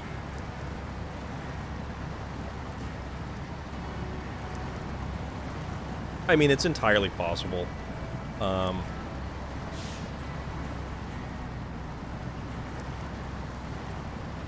And it is Tuesday, too, so I only decided to go on live tonight because my schedule got jumbled around at work a little bit. So I alternate leaving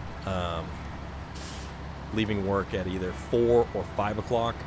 So I try to stream on a night where I'm out at 4 because I get to come home, grab some food, get set up, and I don't have to rush around. But tonight, because the other guy had to leave early, so I ended up having to work late last night, tonight.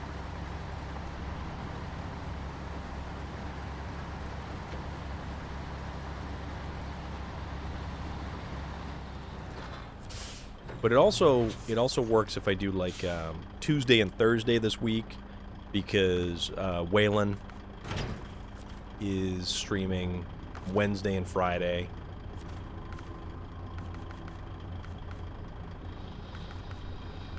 What do we got? Where'd it go? Maintenance trailer. Oh, of course.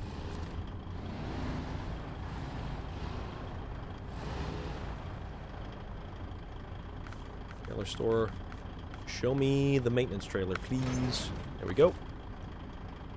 Cheap and easy way to refuel and repair. That. Fuel. And then you take it and you sell it back.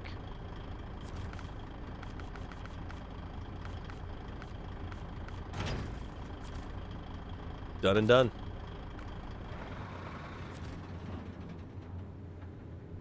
This thing's taking a pretty good beating, but it's okay because it works out pretty good for us. This is a hell of a truck, and this thing serves us well. The Freightliner is awesome. Now, let us double check and see what we have at the railway station for station.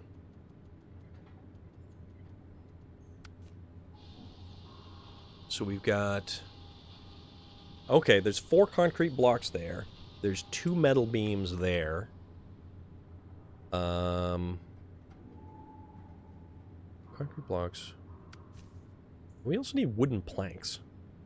Oh, let's get consumables. So this has the... Huh. Trying to think.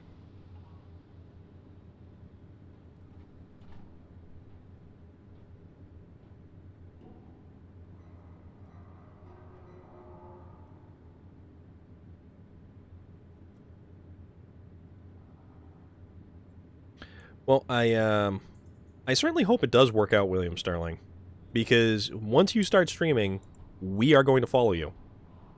That is a given, because we've got a delightful little community here.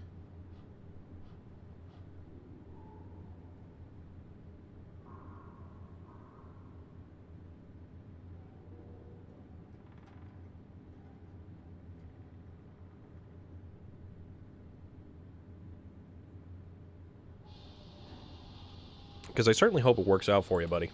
I really do. And I would like to see you succeed. And Moya Surfer Dude, I know we have spoken. We have a wonderful community that all of us are a part of. And Twitch over this past year has certainly helped me make some really great connections. And I get to do this thing while talking to you guys. And we've met from different places. We've met in different channels. Maybe you're new to my channel and you're new to watching my stream.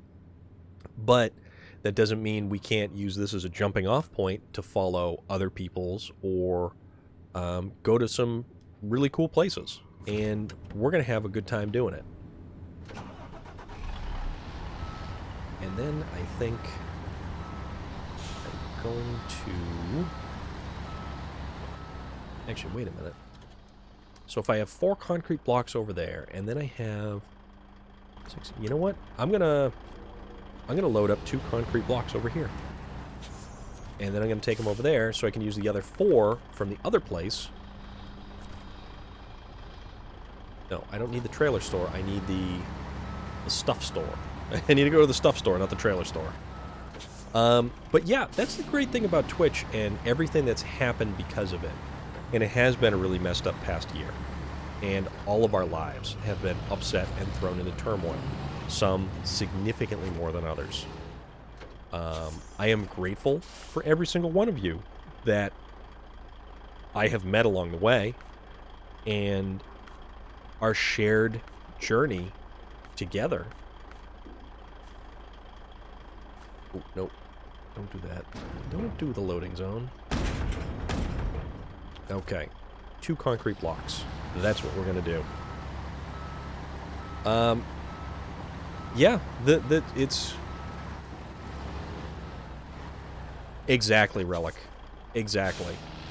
And while we may not be able to hang out and go to concerts and do stuff, be around people, engage face-to-face,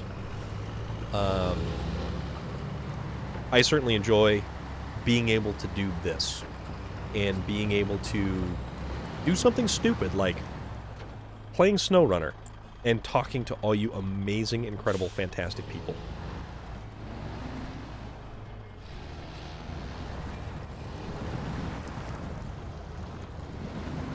Oh, wow.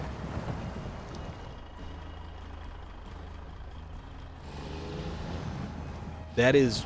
Dude, that is awesome. William Sterling, that is utterly fantastic. And I'm certainly here for it. It's funny, too, because I keep having advertisements for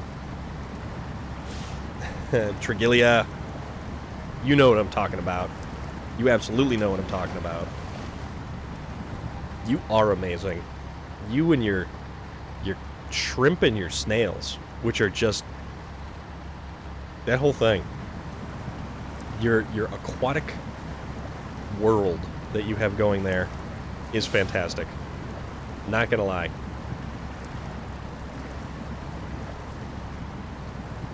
And yeah, Moya Surfer Dude, we have spoken about getting you something or trying to figure out a way to get you going so that you can actually show people and do your artwork, and it's awesome.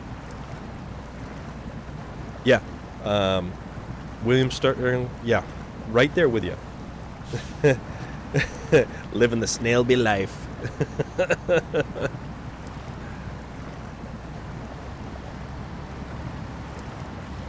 Life is better down where it's wetter, up to the sea. Yeah, Moya Surfer Dude, you have a community behind you as well of all of these people who think your artwork is fantastic, and I guarantee they would be very interested in watching your methods and what you do. I am here for it.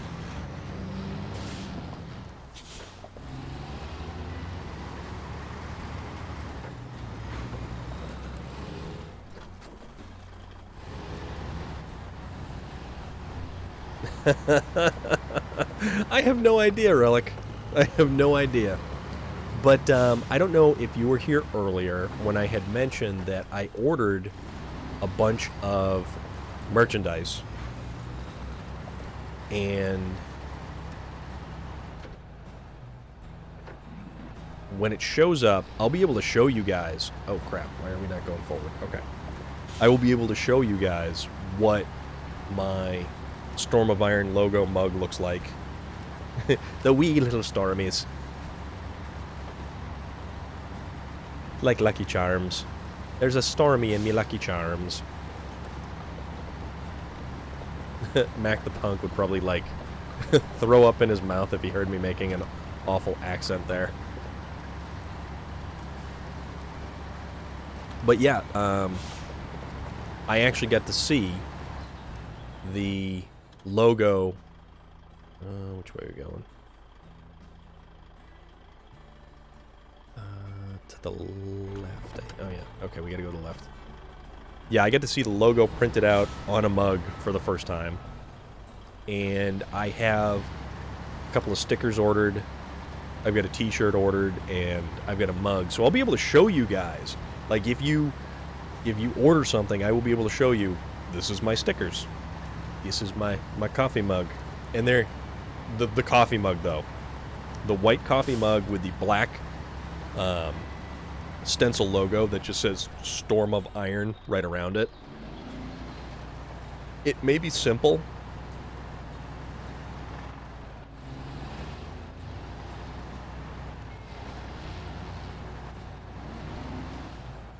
From Norway. Pal. Paul or Pal? Well, that.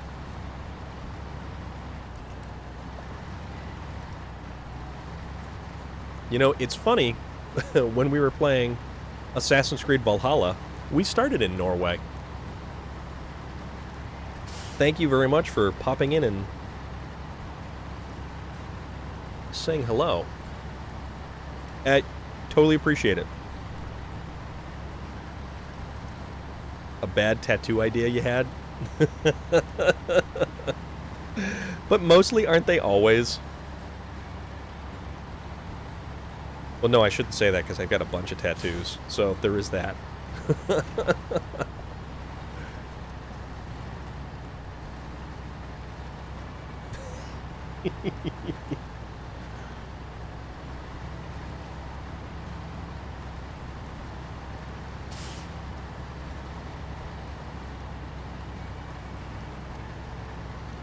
You know, and it's great too because, you know, just like we have from Pal here, we have a global community. And that's what it's turned into.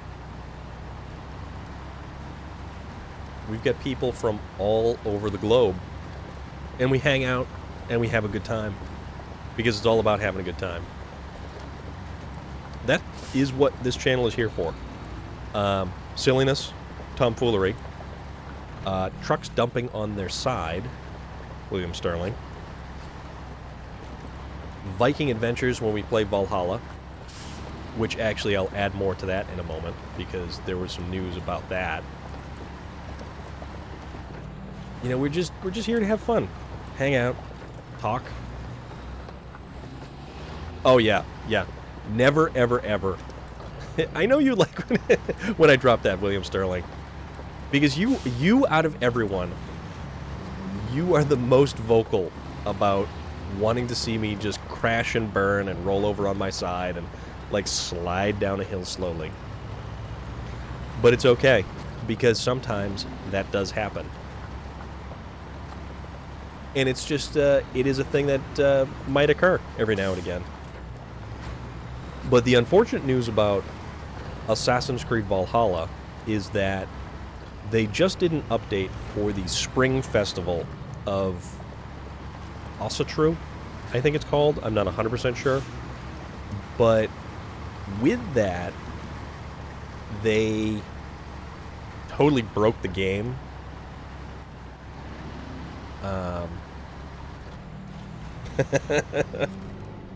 It's drama and excitement, isn't it? Alright, so that's that. Now, let's recover some of these trucks because we don't need them all over the map now. Azov, stuck in the water. Recover you.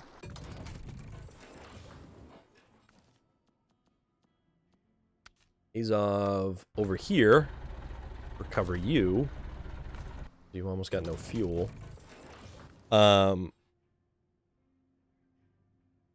Yeah, so the Astratu Festival that they added, all of the decorations So they had the Yule Festival, and that was middling at best. You got to get some cosmetic items and some different like gear and clothing, some stuff for your settlement. But they had the whole place, it's all dressed up. There was snow, there was a giant pyre, they had totems set up, all kinds of neat stuff. But apparently with the newest festival, the Spring Festival, it caused the game to crash a lot, which is unfortunate because Assassin's Creed Valhalla is a beautiful game. Beautiful game. And anything they add to it is just top notch. So it is unfortunate that that actually happened. All right, so we are at, yeah, let's go to the Freightliner. The Freightliner might need some fuel along the way. So we've got plenty of trucks that can do that. Now we need 4 more concrete blocks.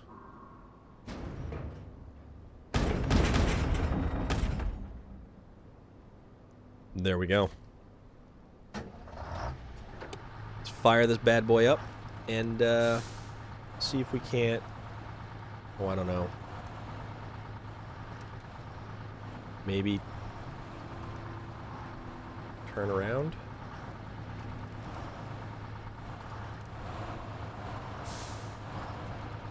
Am I gonna make it? No, of course not.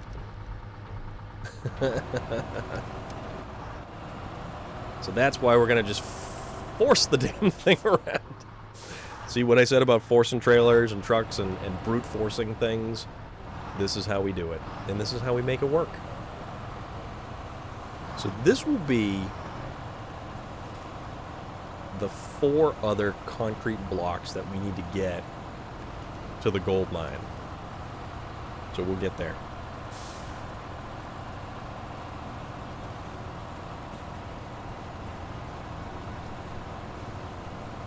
And this is also my periodic reminder that you are watching Storm of Iron.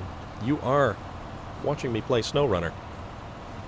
And if you haven't hit that follow button, hit that follow button. You can get notified when I go live. And you can watch me do all sorts of ridiculous things like this. And if you just want to watch the scenery, you can do that too. And if you have any interest whatsoever, I should automate stuff like this, but, you know, it's more hands-on. And besides, I'm just a complete hack at this, so...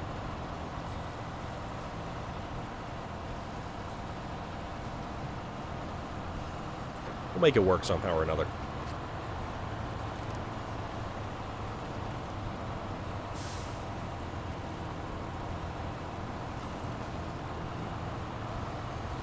I do like the Freightliner. I'm not super sold on the yellow color of the Freightliner, but it's not the worst color that there is available.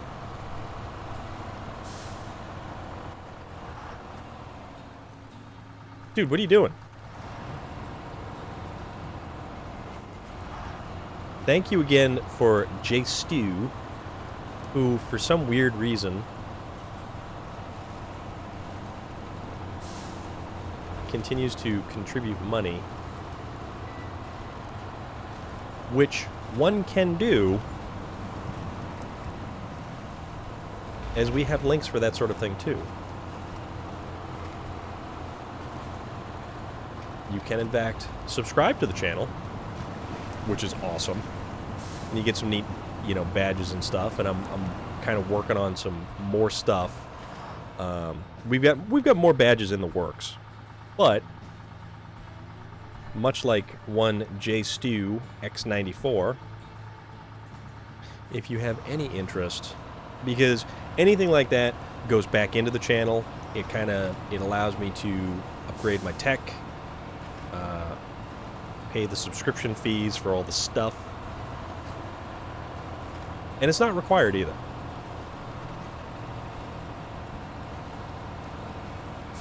It's just one of those things that if you want to do, you can totally do it.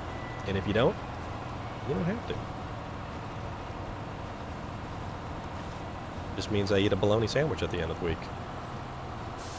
No, I'm kidding. Totally kidding. I don't even know if is he even watching? This fiendish individual.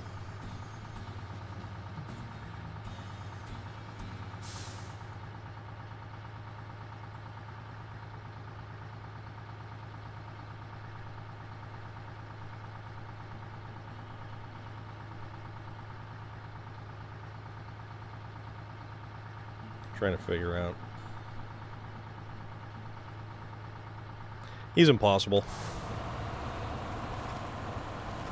So I don't even know if my damn brother's watching. Right? A lot of the time it's usually me buying him food. Or watching his watching my nephew, his kid.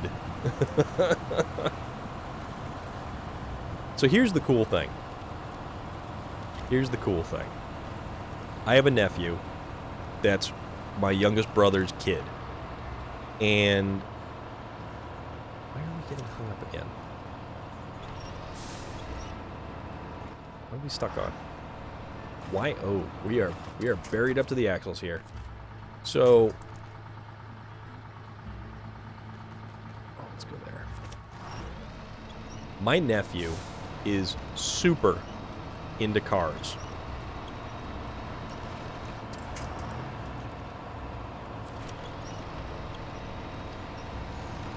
He likes car shows. He likes when I take him for a ride in my Camaro and I make it go vroom vroom. So he will demand that I go vroom vroom. So I'm like, all right, buddy, we'll go vroom vroom. Don't you worry. And it's not like my car is very quiet. It's got a nice rumble to it.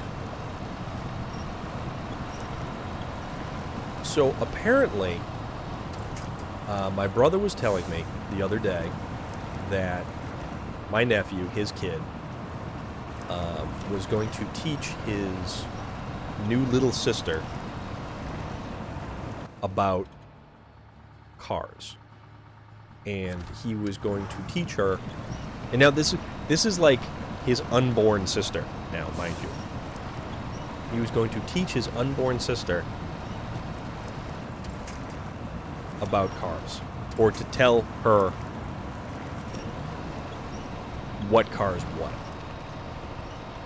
And it's like, this is what a 4-year-old thinks of. This is what an awesome little 4-year-old who's completely into hot rods and cars and all kinds of stuff. William Sterling, my Camaro is a 2010, and it's a Transformers edition. So it's bright yellow, black stripes. It's got the Autobot logos on the fenders, and it's got a couple more bits and pieces that are part of the Transformers package on that car. It's so cool. I love my car. And it's cool because it's like it's a life-size Hot Wheels to me. It's a life-size Hot Wheels. And if you're the kid on the playground with a cool Hot Wheels car, other kids are going to be around going, that's awesome. And that's what happens. And it's just, it's cool because you can be driving along and just cruising around. And, yeah, VT Outlaw, those were some pretty cool wheels. And I do like the fact that they were 17-inch.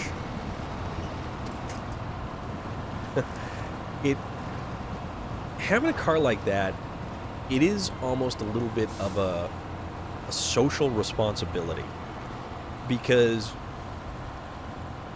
the Autobots are the good guys. And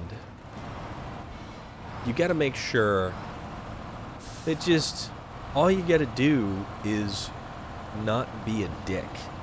You know? Just don't be a dick.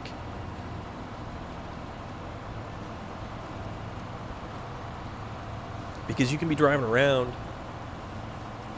and a little kid will see what he thinks is Bumblebee driving by. Don't wreck it for him. You know? Don't wreck it for him.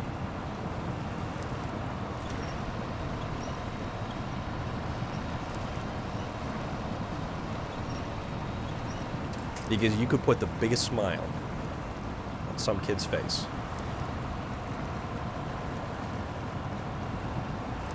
And if his dad is walking right beside him, gives you the thumbs up, you did something cool. The, which black one? There was the Mustang cop car, and then there was which one was the black one? Crap. From the first movie, or because the first one is my favorite, and that main theme when they all, yeah, Barricade was a jerk.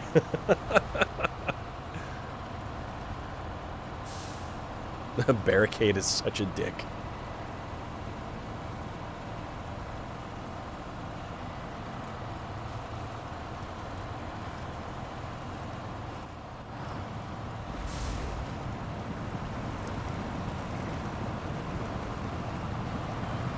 I love the first movie, though. The first movie is just, it is one of my favorites, and I saw it for the first time in the movie theaters, and I think it came out around 4th of July, right?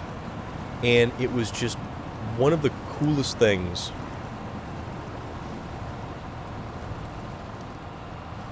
Sam Witwicky. Oh, man. It's interesting how his career went.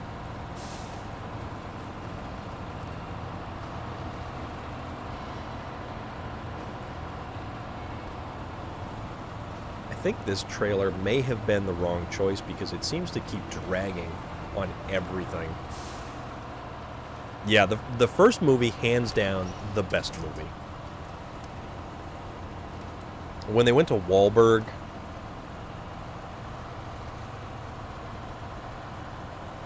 Wahlberg wasn't that great in the series of films.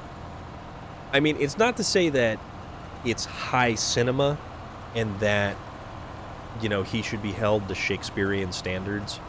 We're talking about Michael Bay. The guy knows explosions.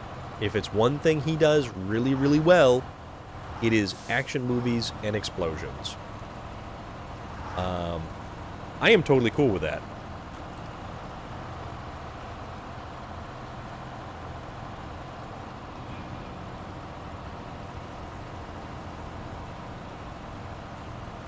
So I think after we drop off these concrete blocks, we're going to be getting closer to truck darts, because it is it's 8:30 here on the East Coast. I was actually trying to get to sleep like reasonably early last night, and it totally didn't happen. So yet again, it was like, okay, yeah, 11 o'clock, sleep time.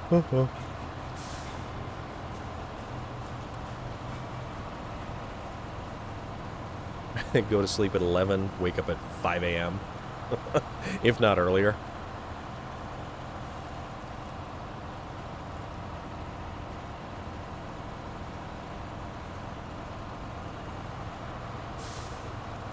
I need to get like a rubber band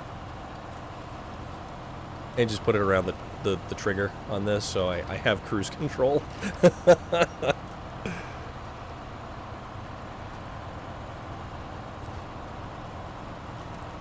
Alright, so Moya Surfer Dude, you were leading us into our next question for everybody.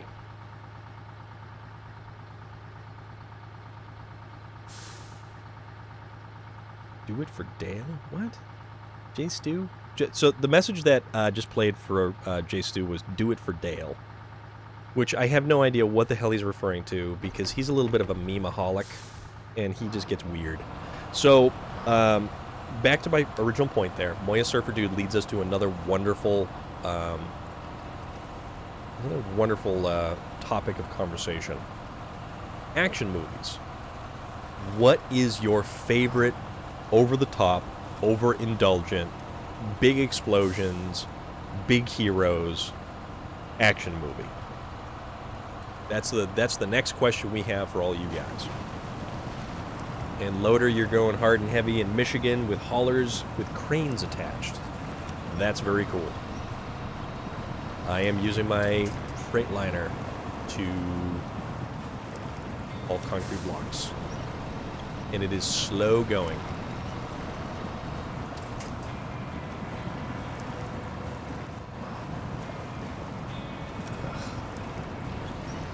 There is a Lamborghini Aventador that shows up at local cars and coffee events. And it is so damn cool. It is a beautiful car. He's even got custom lettering in some of the actual ducting on the hood, right by the front fascia. It's amazing. It is absolutely amazing.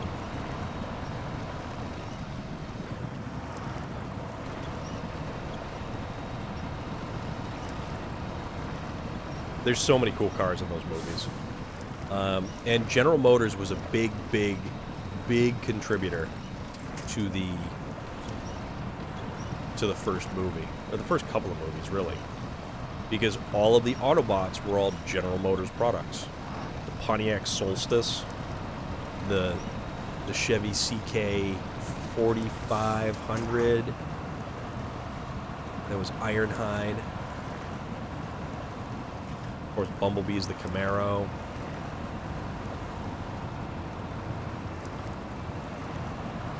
I do like the fact that that's totally cool, VT Outlaw. Totally cool. We were probably going to get to that soon. And then I was thinking if Morpheus was still on, I was going to raid his channel as well. But we'll cross that bridge when we get there.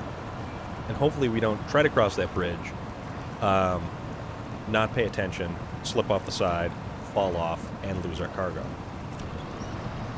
Because it's not like that hasn't happened tonight.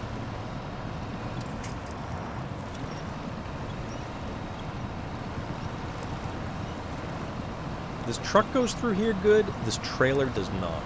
We don't have really any great sections of area for this trailer. So it's going to be kind of sticky and slow going. But also, we don't really have any really great off-road trailers either. They're usually low slung. They've got the trailer legs that are just stuck down low.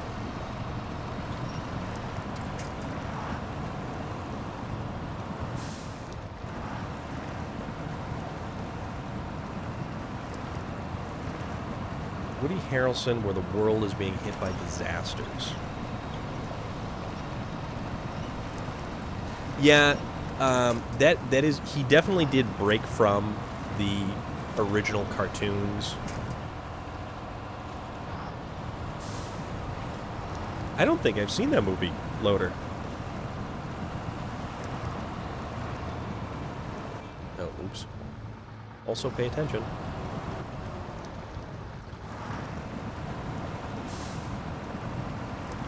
Harrelson.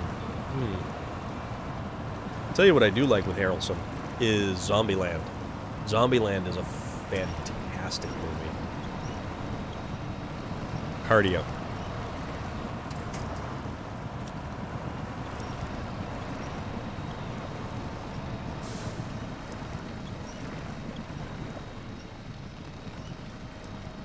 Man, this is not going good here.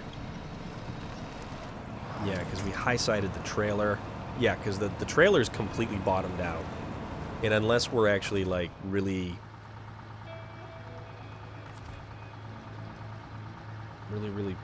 pushing this thing.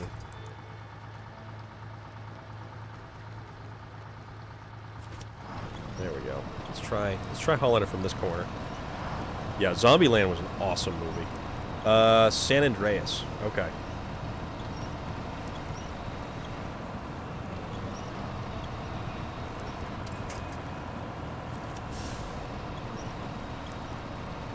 How about Dante's Peak? There's another great,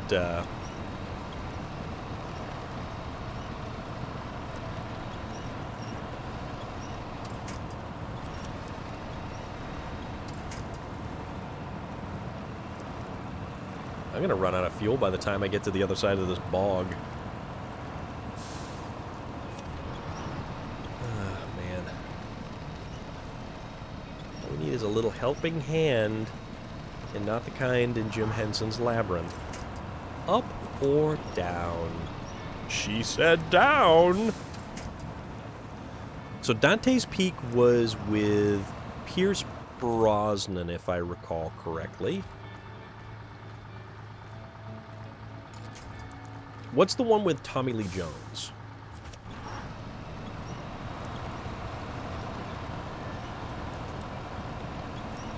I'm trying to think. Oh, Twister was a great... Bill Paxton and Helen Hunt in Twister.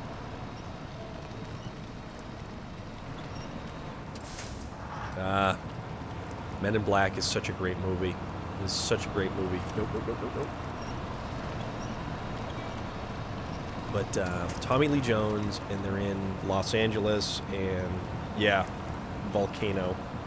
Volcano was not as good, you're right. You're absolutely right on that one. Ms. Rogue Merc, Men in Black was a great movie. Twister was a fantastic movie. Yeah. Actually, Twister, believe it or not, was like one giant commercial for a Dodge truck.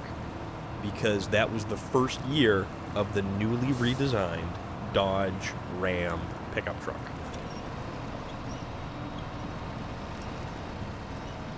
Oh man, this is such slow going through here. This is kind of a slog. I did not expect it to be like this.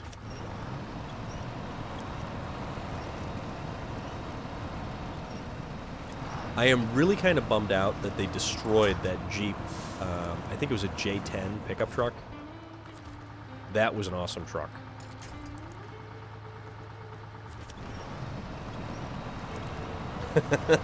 Yep. How about the cow? Same cow.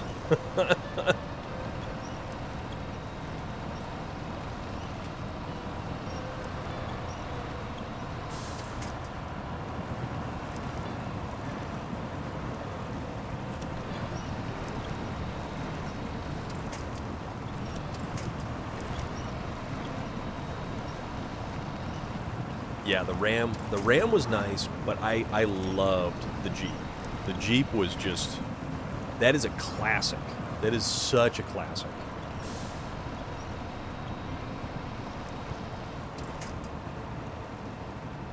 So Ms. Rogue Merc, which Men in Black is your favorite Men in Black movie?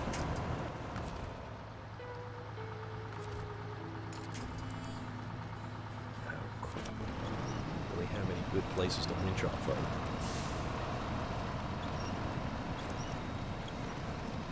Yeah, that was... With that amount of debris flying through the air. Oh, the Combine. Oh, the Combine. That was just terrifying.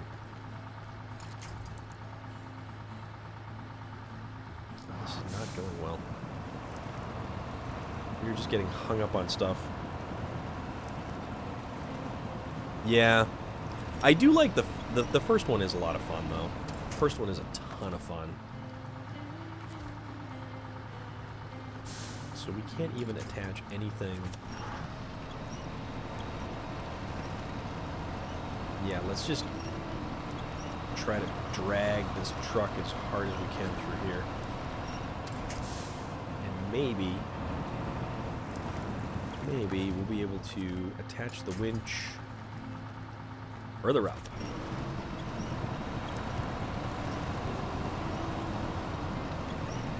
Yeah. Yeah, I can absolutely agree with that. Yep. And it's more like the, you get a little bit more of the origin story element out of it. Oh man, we are stuck. What are we stuck on?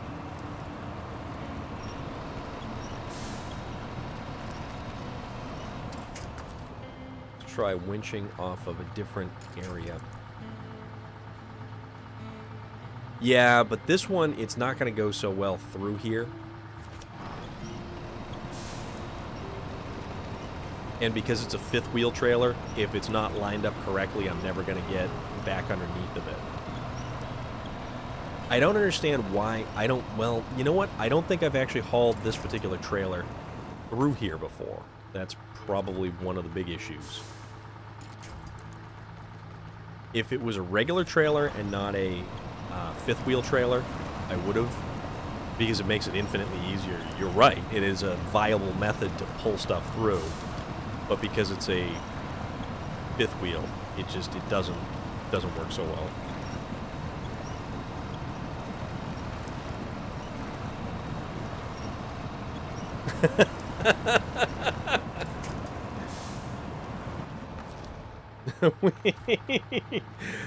William Sterling, that is awesome. That is fantastic.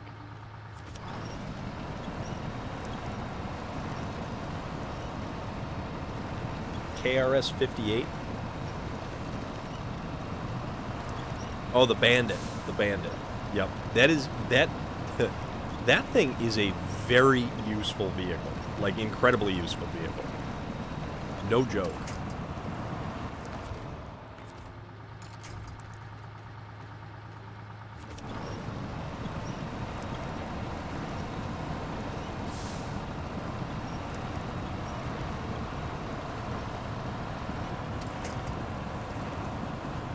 Alright, so, unless we started dredging rocks along underneath of us, this is just kind of a mess here. I don't know why that took us such a long time to struggle through that. And it's not like we're hauling a complete load of metal beams either. Yeah, the roof rack on the Scout vehicles is super helpful. The pickup bed on the International, the Lodestar, that is like one of the most useful damn things around. Okay, so now that we actually have... Alright, so we're gonna cheat a little bit again. We're gonna unhook the trailer. We're gonna drive over to the trailer store. We're going to refuel off of a trailer and then sell it back. Because we can. Big old fuel carrier trailer. Refuel. And sell it back. All in a day's work. Oh yeah. Oh yeah. In Island Lake, I think I dragged around a Scout fuel trailer just because it was easier to do. And depending on the vehicle,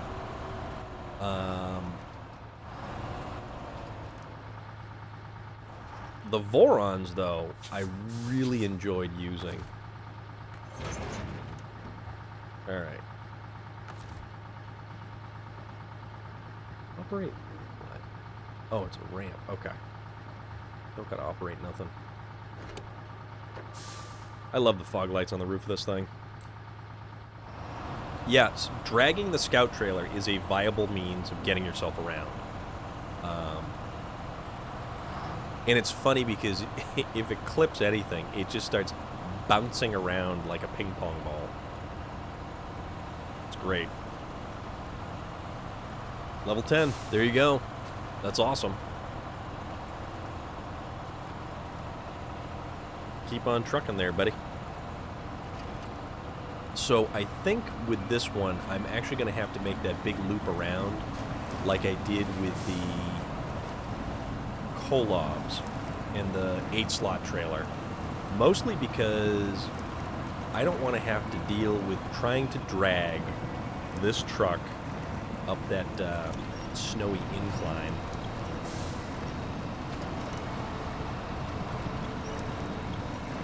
I mean, this truck should be making very quick work out of all of this. It just isn't for some reason, and I don't know what's up with that for tonight.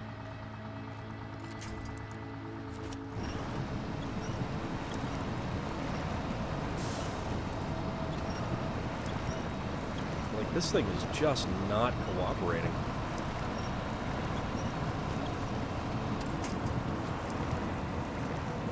And I don't know why.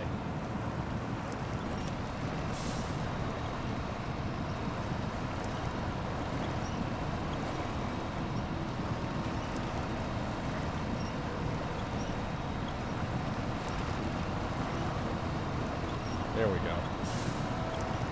I think if I just get out of this water and get out of the rocks, it'll be significantly better. Although we've still got a ton of rocks to deal with over in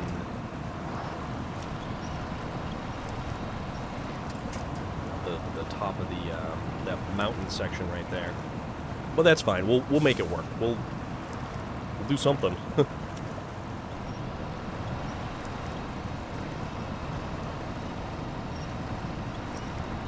Also, I'm never going to use this trailer ever again, because this trailer is awful.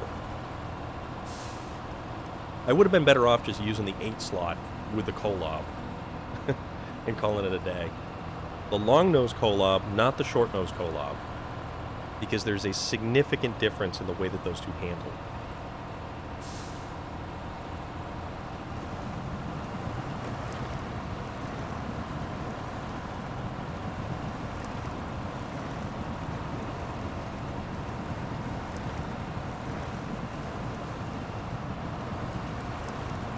Actually, Loader, here's a neat little tip for you as well. If you actually are going along and the load on the back of the trailer is too heavy, you can unpack the cargo and it actually lightens the weight on the back of the truck.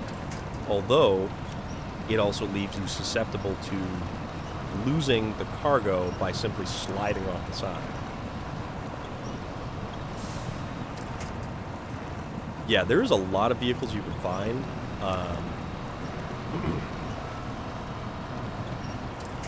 There's a lot of easy ones, and there's a lot of really difficult ones.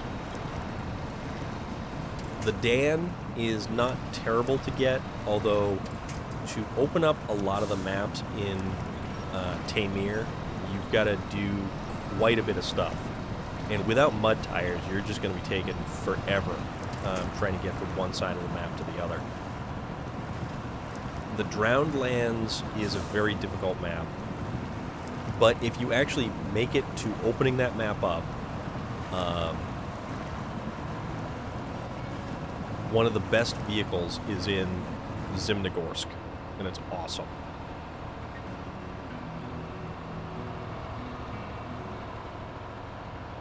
I'm never using this trailer again. This thing is beyond irritating. Although, at least I have a Chevy CK truck somewhere close by for fuel purposes.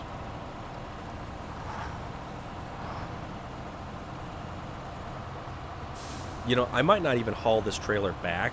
I might just leave it at the top of the gold mine area because it's so obnoxious.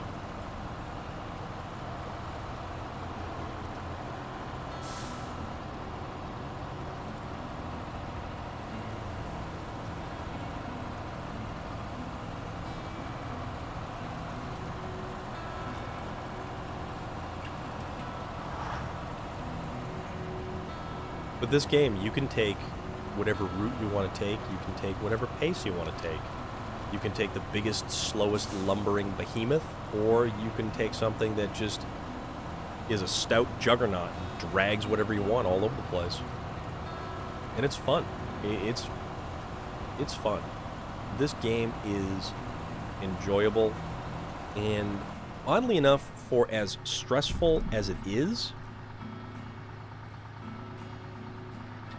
yeah, each of the giant square chunks is a different section of a zone.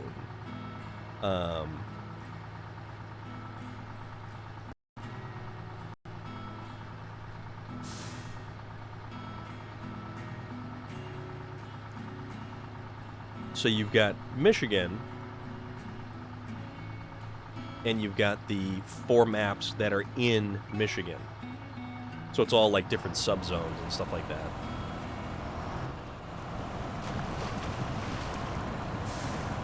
Actually, because we should probably top off the fuel. Hello, Chevy CK 1500.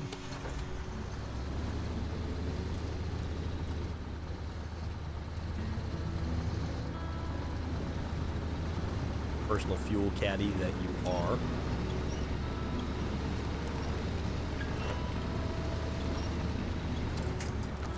Let's fill up off that thing. What? Oh. Only got another 390 liters of fuel in this thing. Unfortunate. Yeah, Alaska's pretty easy that way because you can simply drive to each map. The map zones are not closed off from one another. There are areas that you have to do particular tasks to open up the tunnels to make it easier to go from one point to the next, but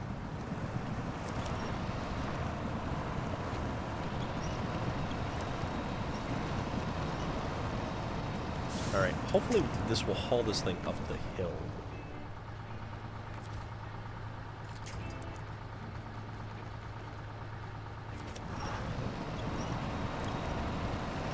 And if I can't make it there shortly, because I knew, because I said like 35 minutes ago we were gonna be doing truck darts at some point in time, and if I can't make it to the drop-off spot with this truck and this trailer in a reasonable amount of time, I'm just gonna say to hell with it, go right to truck darts. Because we have 24 different vehicles available for truck darts. And why are we not...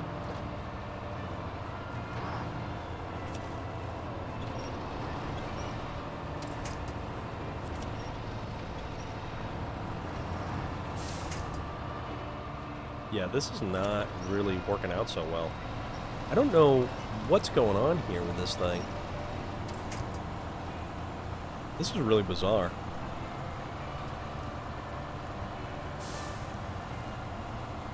Yeah. So you need the highway transmission, depending on the truck. Well, all of the trucks need the highway transmission, and you need the biggest engine for most of the trucks. Did you manage to get the twin steer? Because Alaska has the big motor for the twin steer. You won't be getting the all-wheel drive for the twin steer anytime soon, but that's okay. You don't really need it for truck darts.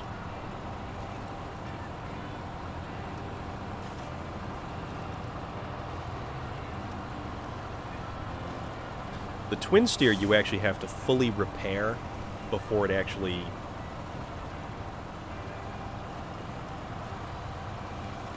Master No-No, thank you very much for the follow.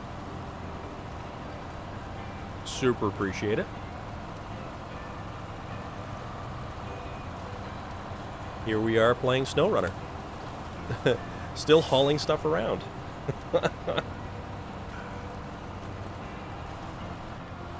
Alright, so let's try to avoid some of this mud by sticking to the side here. And hopefully we keep going.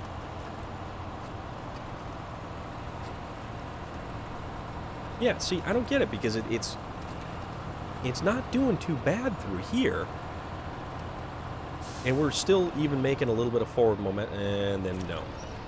So the second it just kind of bogs right down, we're done.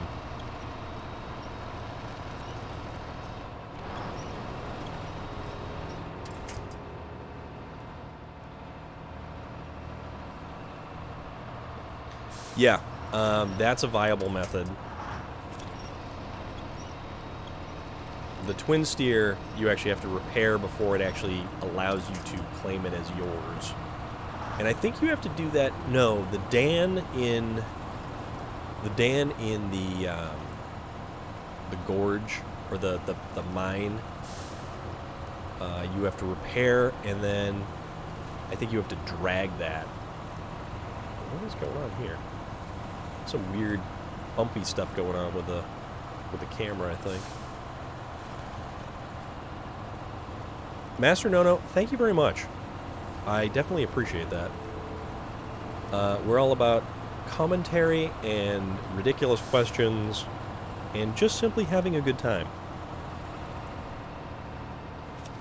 And also dumping the trucks over on their side, attempting to recover them, making a mess out of things, and overall having a blast.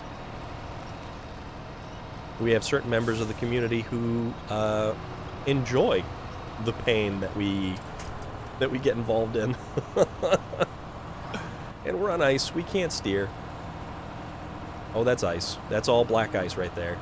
And I don't have chain tires because I need mud tires. No, wait. Does this have mud tires or is this off-road tires? I can't remember. The Freightliner might only get off-road tires.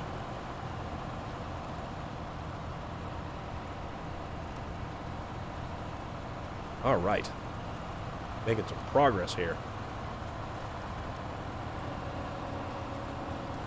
So if you stick around for a little bit longer, hopefully another 15 minutes, I'm just trying to get the load of concrete blocks here over to the gold mine. And if I can get that done in a reasonable amount of time, we're going to jump over to truck darts.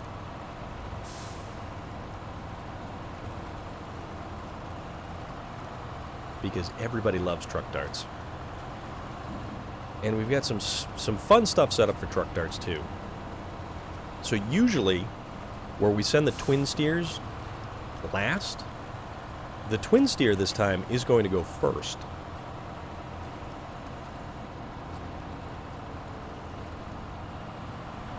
Because we need the mass.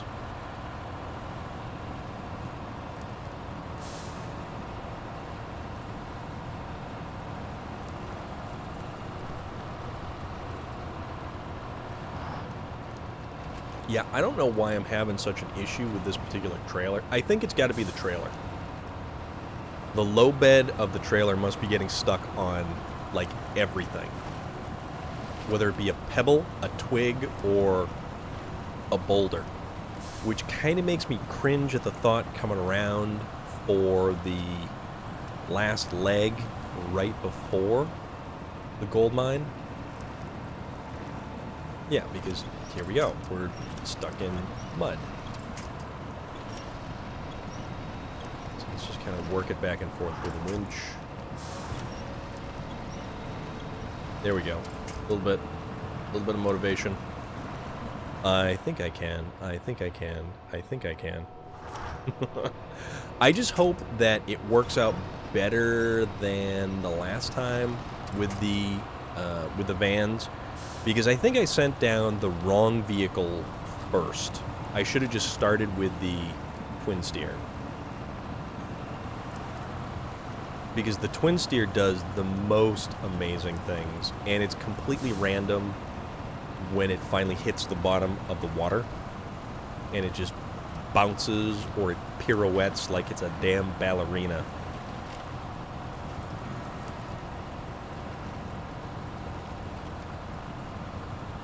$86 liters left. Let's see how far we can push this. And you know what? If I run out of fuel, that's where I'm leaving it. I'm going to ditch it where it is.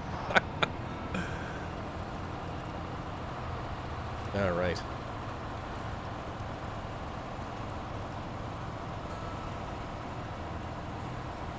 So, usually an area like this I'd worry about the Freightliner because it's got a very high profile and it bounces a lot. But with the trailer and the weight from the tongue on the back, pretty good at the moment.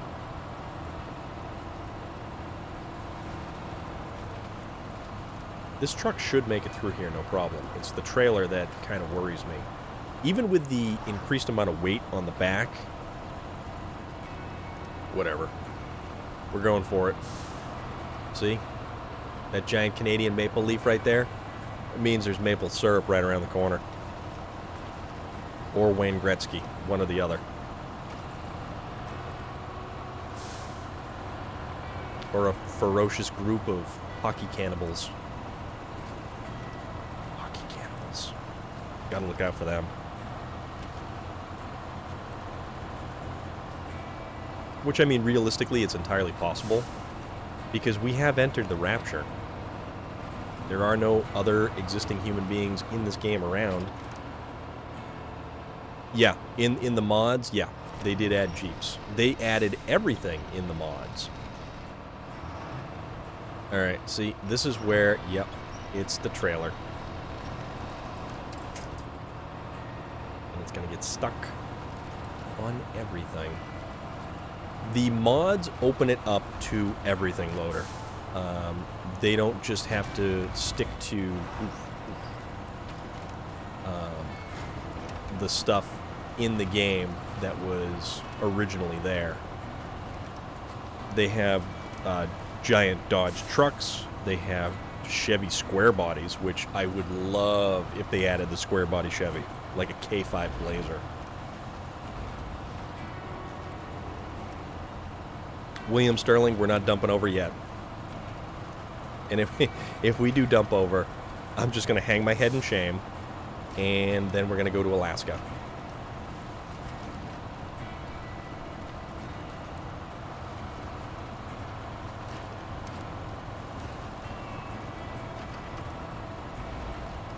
We're going to reinvigorate these old mines, all right.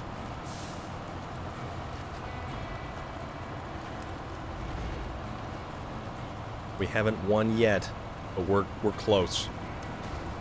We are close. Also, we took a bunch of engine damage bouncing off some of those rocks, but it's funny because a lot of the bigger trucks have a ridiculous amount of points for the engines.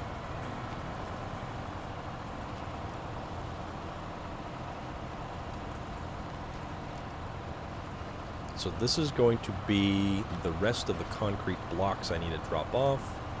And I swear to God, if it gets stuck here with no winch point around me, I'm just going to cry. Cargo management. Concrete blocks. 4 available. Done. Done. Right? We're done. We have had it with that.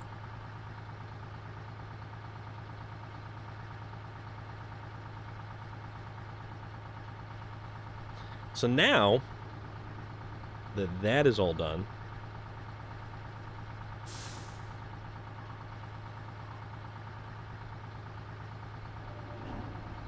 we are going to transfer over to some truck darts, people. Because we're about 3 hours in, and this is going to be our wrap-up. So we're going to go to Alaska. We are going to go to White Valley. To the wonderful airplane runway that's over here.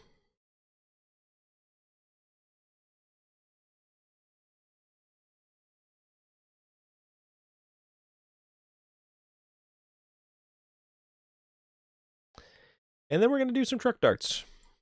We are going to do some truck darts now.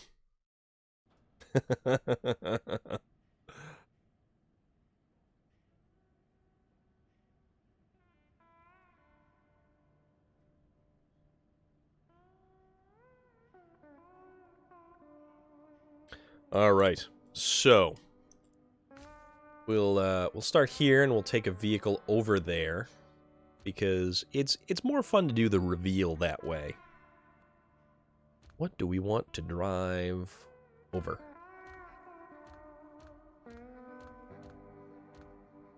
How about... Oh, you know what? I could have...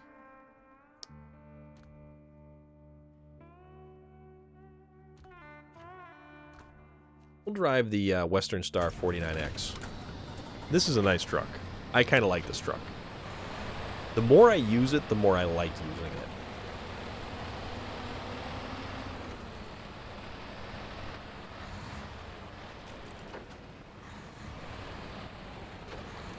So...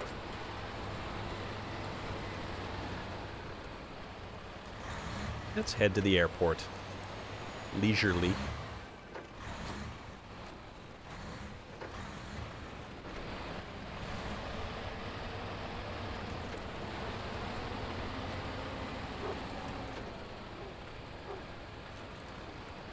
And then we'll see where we're at.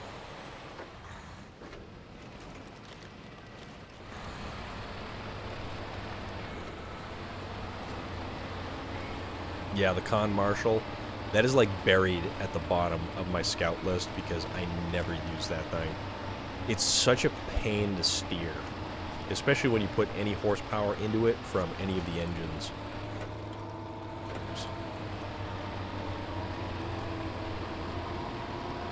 Okay, ladies and gentlemen,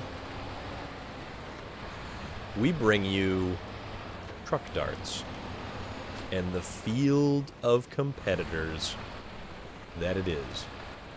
So, this is what happens when I don't have enough time to really organize everything. So they're all kind of organized-ish, but not really.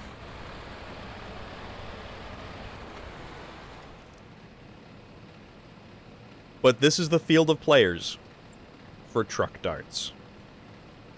And without further ado, let us get to pitching them off of the edge. And you'll see what I have in store for you.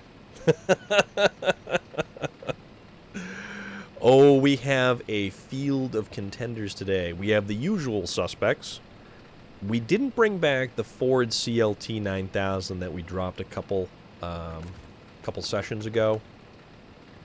Mostly because it actually wasn't the fastest truck, even though it was a highway truck.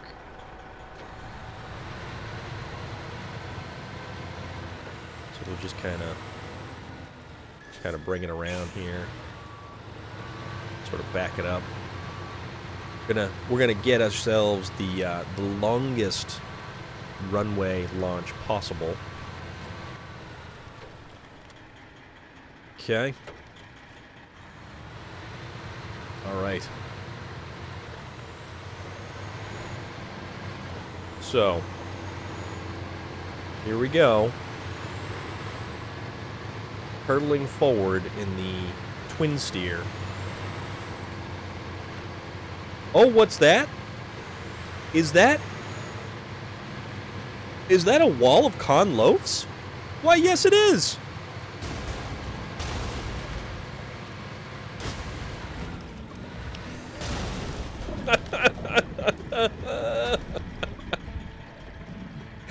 That.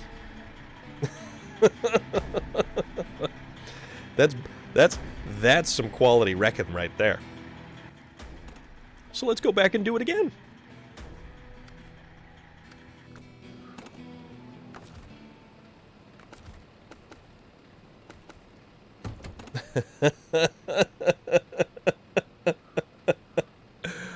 Oh, man. That was great. That was great. See, now, this is why I couldn't get the truck set up as... See, I wanted to give you a surprise. I wanted to give you a really fun surprise. And that is why I couldn't get all of the trucks organized how I typically... Oh, right. The van would have been as flat as a piece of sheet metal. I mean, it would have been crushed. Absolutely crushed. So, I was trying to actually build a pyramid of trucks, and I wasn't able to. For whatever reason, I just couldn't get the last truck stacked on top. So it would have been 3 trucks high, and I would have creamed that center shot right there. I would have just obliterated that thing. But for whatever reason, I couldn't get the last truck balanced on top, and I thought I had it, and I bumped it a little bit, and then the whole thing came back down. So you have to do this all with a truck with a crane. And it is very slow going.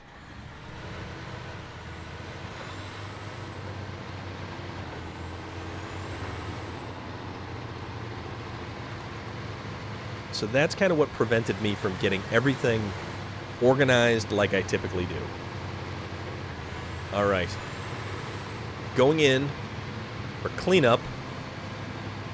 Let's see if we can't punt all the rest of these off. Oh! Oh! Oh!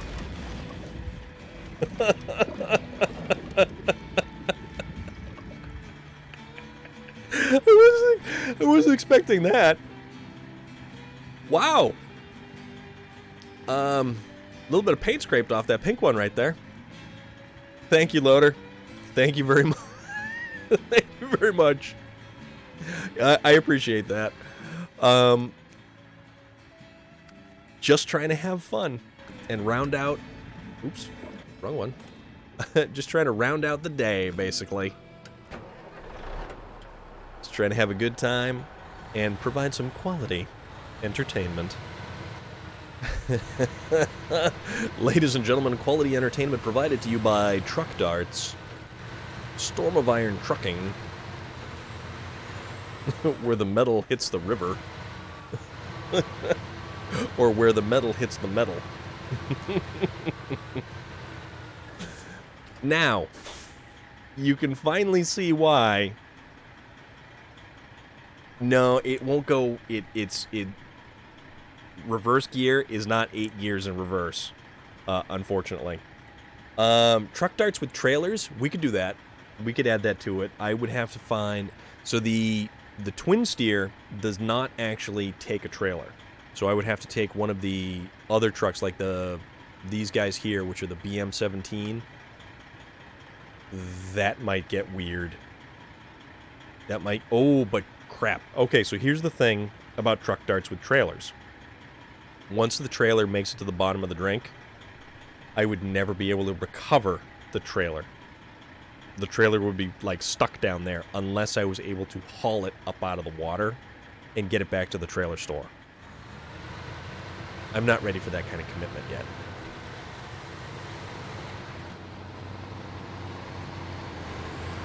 Alright, so...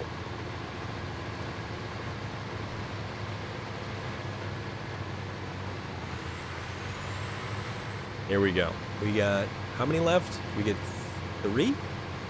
Alright, ready? Brace for impact! Ooh, there we go! Oh, and it pogoed! Oh my god, it pogoed off the pink one.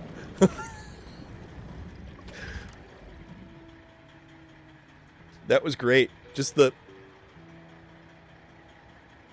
Slow crash. Slow crash. Wow, we made it a fair... Whoa.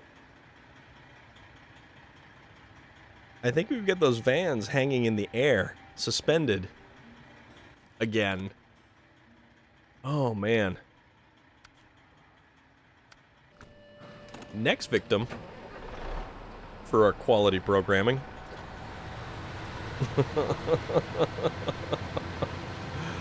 Oh, man. Oh, man. Alright. Bring it around. Reverse. Spin the tires real good. Yes, indeed. Wide load. Because this truck is gigantic. Alright. See if we can't knock the last one out of the way. Or we get two? Okay. So we get two left. Oh, I know. All right, let's go for a double. Oh, what the?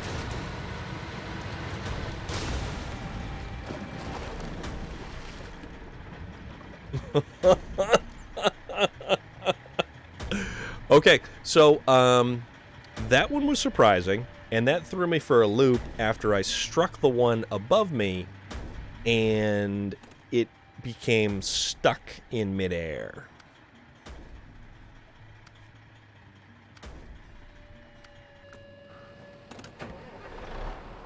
I don't know how that happened. That was just weird. I know, it's just hanging there. Everything about this is bizarre.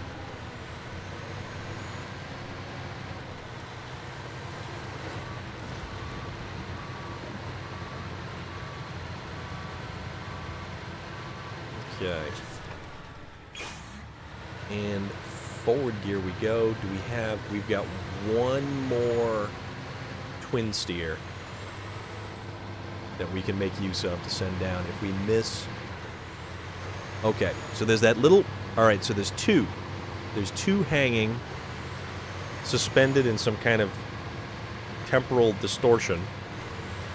So we're going to go for this one first with this guy.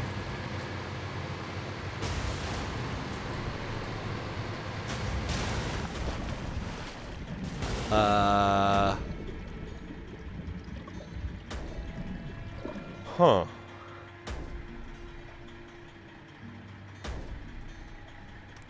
So that happened again.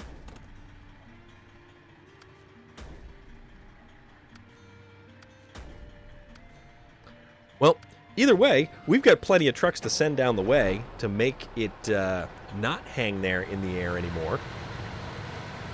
So let's do that.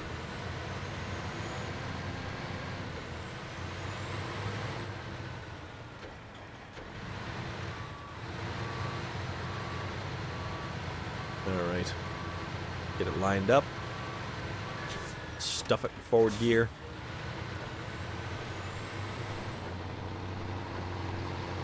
And off we go. A little bit. Oh, I would love to see the gas tanks explode on these, but I don't think the graphics engine or the physics engine is capable of sort of... Let's see. I'm going to kind of try to get close to it. I don't know if this is going to do anything. Oh! Oh! We hit it. We knocked it further out. Oh my god. Okay, now we have a target to aim for when we start sending the other trucks down the line.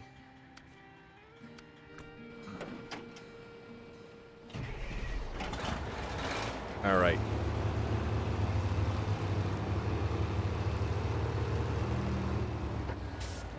I do like how... Oh, excuse me. Sorry about that. I do like how the bed is now color-coded the same as the truck itself. This is so fantastic. I've thought about that, Gastron. I've thought about using the trailer. There is this one little spot that lips up at the end, but I don't know if I can wedge a trailer in there. The thing about it is, the loafs parked at the end actually created one hell of a jump for the twin steer. Oh crap. Oh, here we go. This may not work so well. Yeah, that didn't work so well.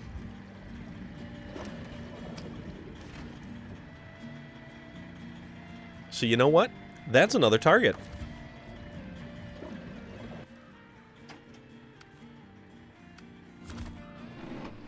Starts drifting all over the place, and then it's just... That's it. Can't control it. Or, you know...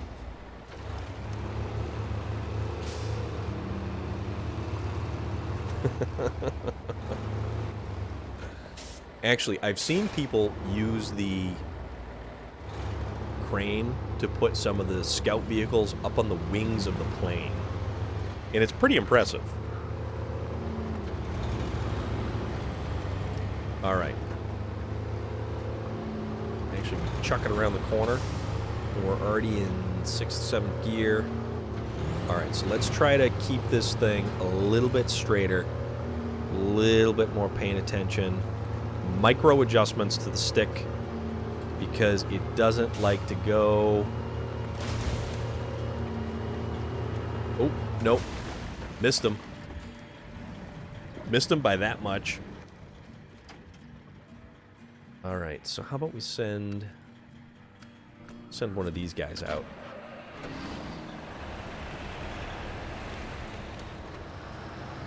This truck usually has a little bit of mass to it. The BM-17 is top-heavy, oddly enough. And if you've used it enough, it's kind of a funny handling truck, but it's a really good truck. And when you get it in Alaska, it's in a weird spot. Okay, here we go. Let's just... Get him! Get him! Ah! Just missed him. Just missed him.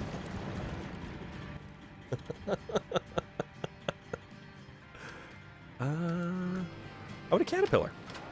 Let's send a Caterpillar. Caterpillar CT680. You don't actually find this truck. You can purchase this truck in the game. And I use this one a ton. Oh, hold on. Back you up here because you're going a little squirrely. We don't want that. We want to line up right and proper. All right, let's try this again. Let's give that. Oh, I know, so close yet so far. Let's give that A&K a little bit of a love tap with the Caterpillar CT680. Just a tiny little kiss on the back. Oh, well, oh, what? Okay, so now that one is hovering midair. I don't think we're going to be able to get to that one.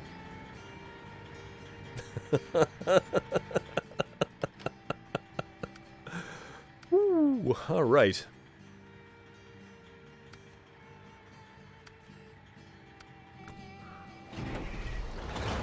Send another one down. We've got a lot of trucks. We've got 18. So outside of the 6 twin steers, we have 18 other trucks. So 6 of the ANKs, 6 of the BM-17s, and 6 of the Caterpillar CT680. All right, so let's kind of try to tag this thing and push it off the edge. Oh wait.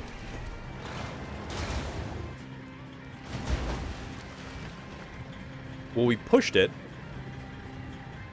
Actually, we pushed it further. That's not terrible. Although the green loaf is, I believe the green loaf is now Neo. And this is the Matrix. Or it is a simulation. Shh, nobody told you that. I'm actually a computer program, everyone. No. No. I'd be a pretty dumb computer program.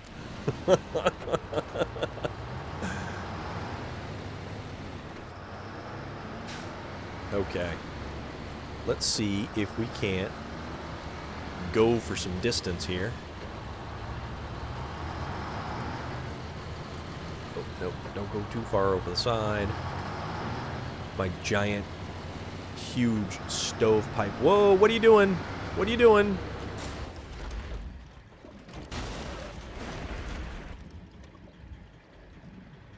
Yeah.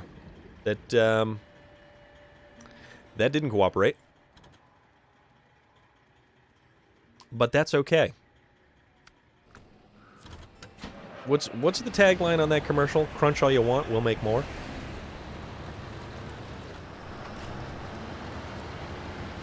We are definitely going to make more. We're going to make more mayhem, is what it is. We are going to make all of the mayhem half the calories.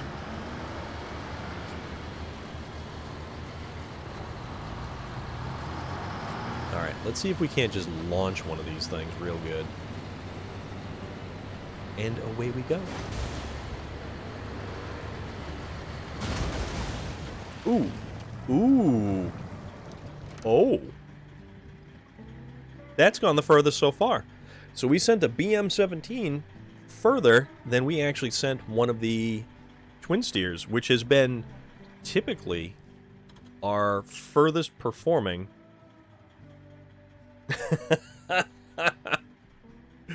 That's not a bad idea, actually. That's not a bad idea, William Sterling.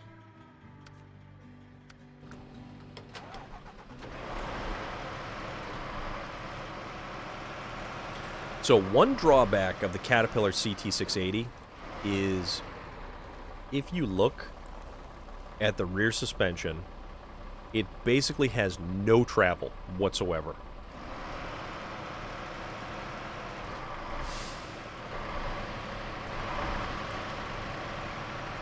So if you're going down a really rocky road or trail with this truck, it doesn't handle the best. And also trying to fighting to keep it straight. Ooh!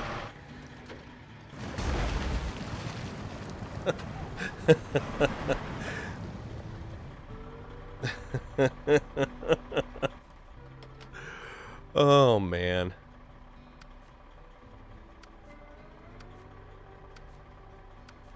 Alright, let's find... Okay, there we go. Man, we still have blueberry, cherry, strawberry. They're all wonderful flavors. Yeah, oh dude. Trying to get these things, especially the faster trucks, the twin steer isn't bad because it's got such a long wheelbase and you can control it.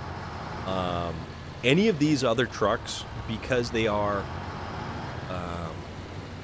the fastest trucks in the game, they have a serious issue with trying to go in a straight line. Get him! Get him! Get him! Oh! We got him! We got him! We got him! We got him!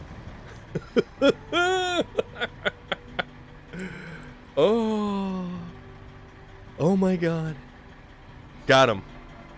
Target dead on. Got him.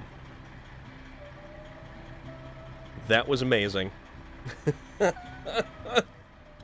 Oh, that was fantastic. So drunk truck darts would be very interesting.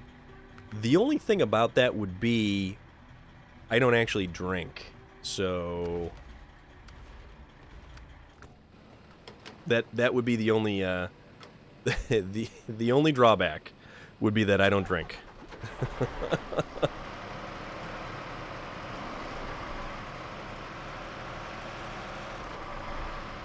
It is a little bit like croquet because there is a significant transfer of inertia. All that stored up energy. Nope, don't do that either.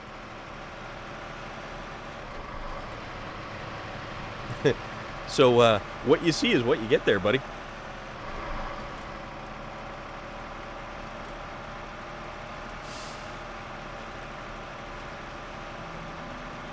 Alright. Let's see what chaos we can cause. I like it when they bounce. Ooh, ooh. That was a lot of damage right through there. Well, there are some theories behind that Moya Surfer dude.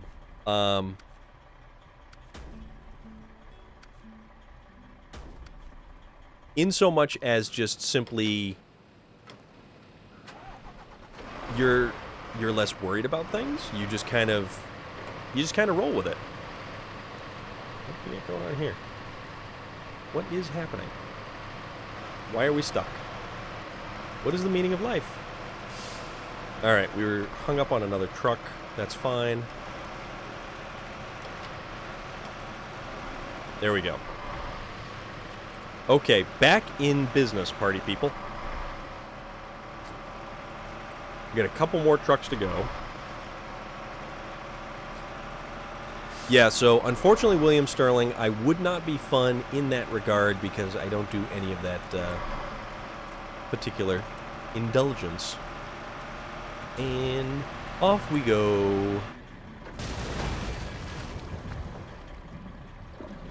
Stick the landing. Yeah, it's very bizarre. It is very bizarre to see just how it changes things. Okay, so let's find...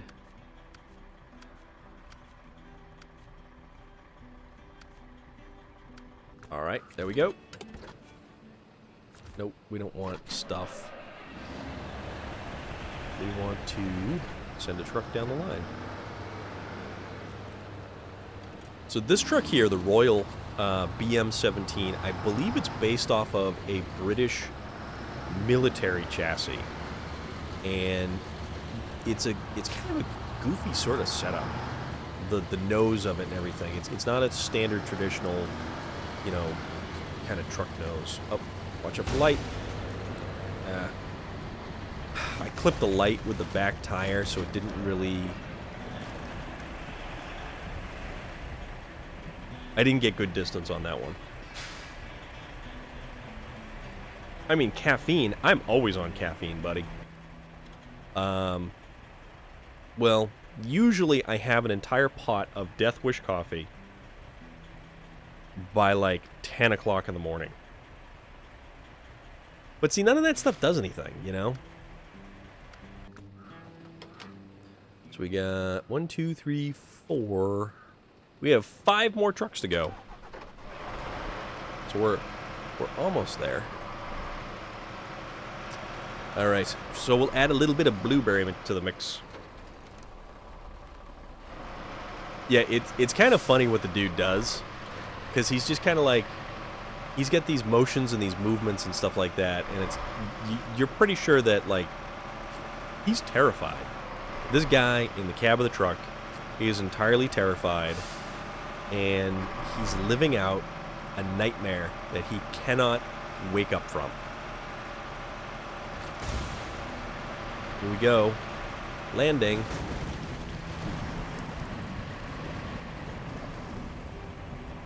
I thought we were gonna bounce better. But we did not bounce as well as I had hoped we would bounce.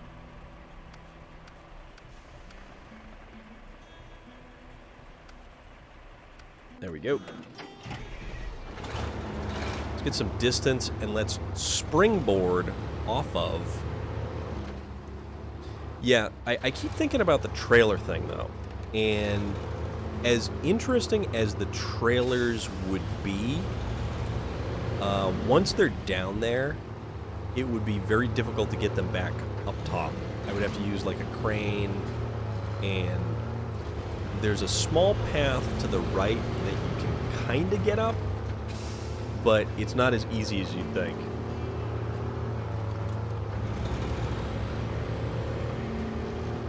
And there we go. Blueberry launching. I just can feel the copper in my mouth at the point of impact.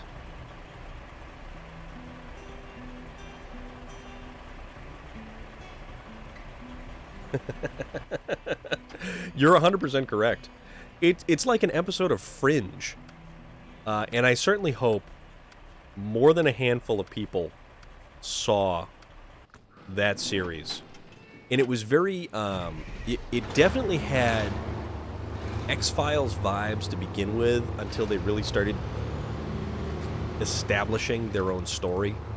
Although, personally, I was still a bigger fan of the Creature of the Week episodes.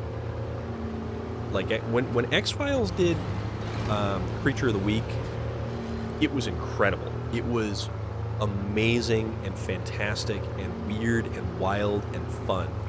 When Fringe did them, it was a lot of the same. Oh, whoa, we're getting some distance.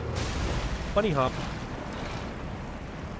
192 points of engine damage.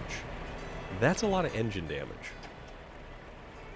But we're not getting the bounce that I'm really looking for.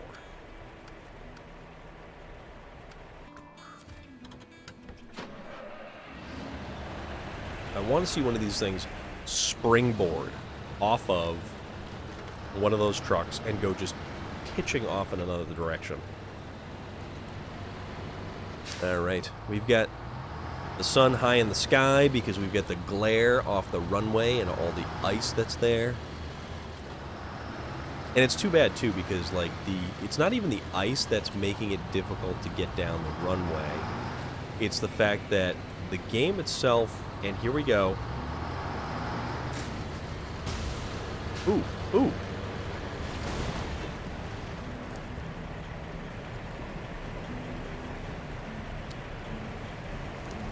I think these trucks are going to need a moment alone with one another.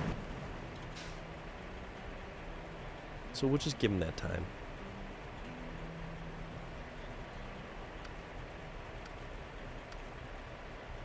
Ooh, there we go.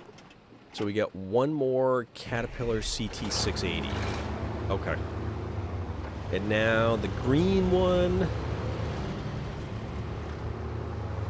which I don't know if he tastes like lime or...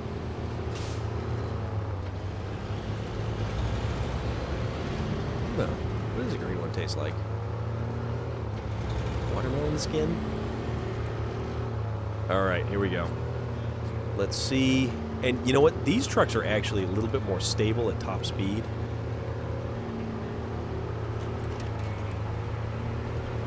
Oh, distance.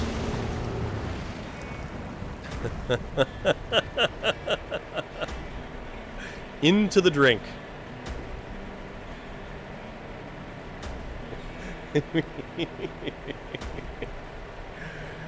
So yeah, so I think you can kind of see it,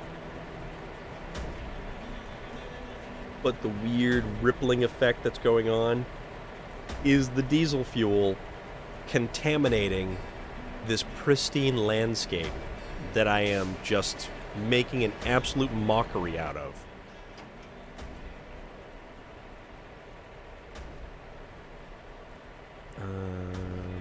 Caterpillar. Okay. Last one. And it is the bubblegum flavored Caterpillar CT680. So, final voyage of the Caterpillar. Uh-oh, we're drifting. We're drifting. Yeah, it's funny. It drifts. No, they're not. There are no other drivers in the trucks.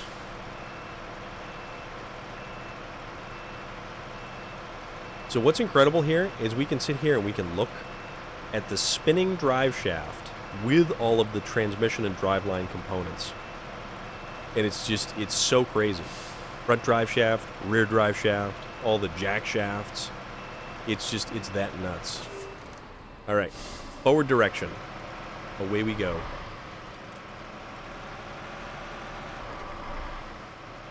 Let's try to keep it.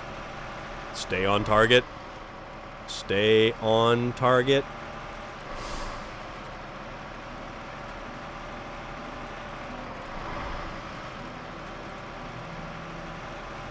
Okay. All right. Here we go. Last one. Oof. Oh, yeah. There is a lot of contamination in this water right now.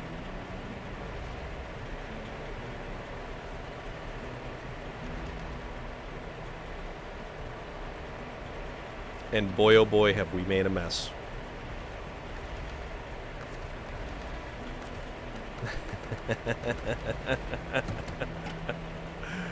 Oh, guys.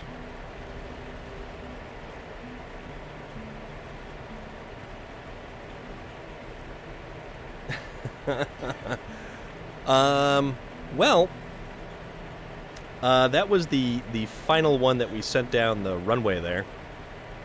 But, you know what? Tell you what.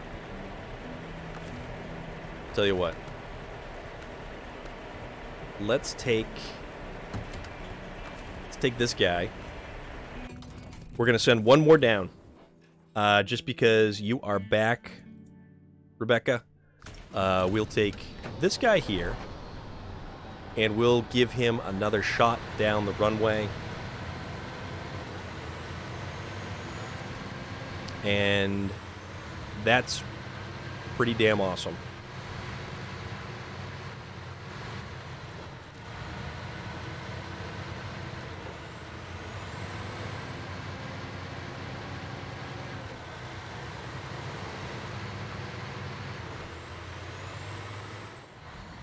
You do good things. So with that said, we'll take Big Yellow here. I don't know if that's banana or lemon. What is a good yellow flavor? So when you think of a flavor that is yellow, what would it be?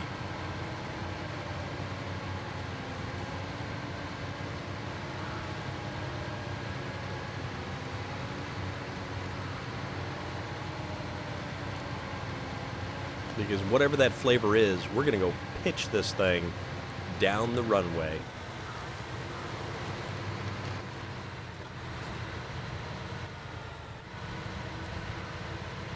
Like cantaloupe almost. All right. So, we'll give a repeat performance to the yellow one here because actually cheddar cheese isn't a bad thing either. Rebecca. So this one is recovered and sent again for your return to watch for the final truck down the runway. Let's see how far we can get this one. And we launch. And we pogo. And guess what? Furthest one. So the banana truck just made it the furthest.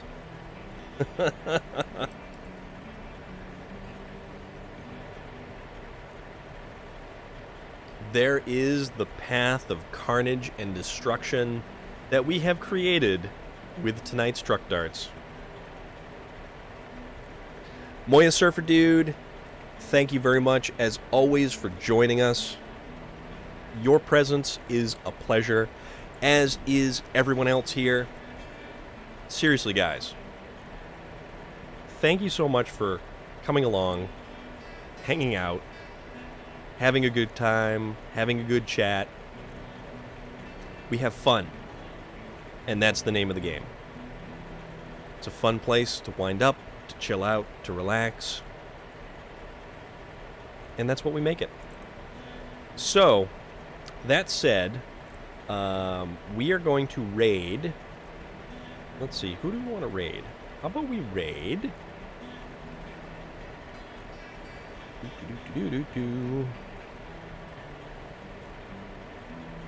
Let us go raid Morpheus Simulations. He's a pretty nice guy. And he does Farm Simulator, which is another interesting game. So we're going to go raid him. You guys can come along if you like. But thank you again. I am Storm of Iron. This is SnowRunner. That was Truck Darts that we wrapped up the night with. Don't forget to hit that follow button.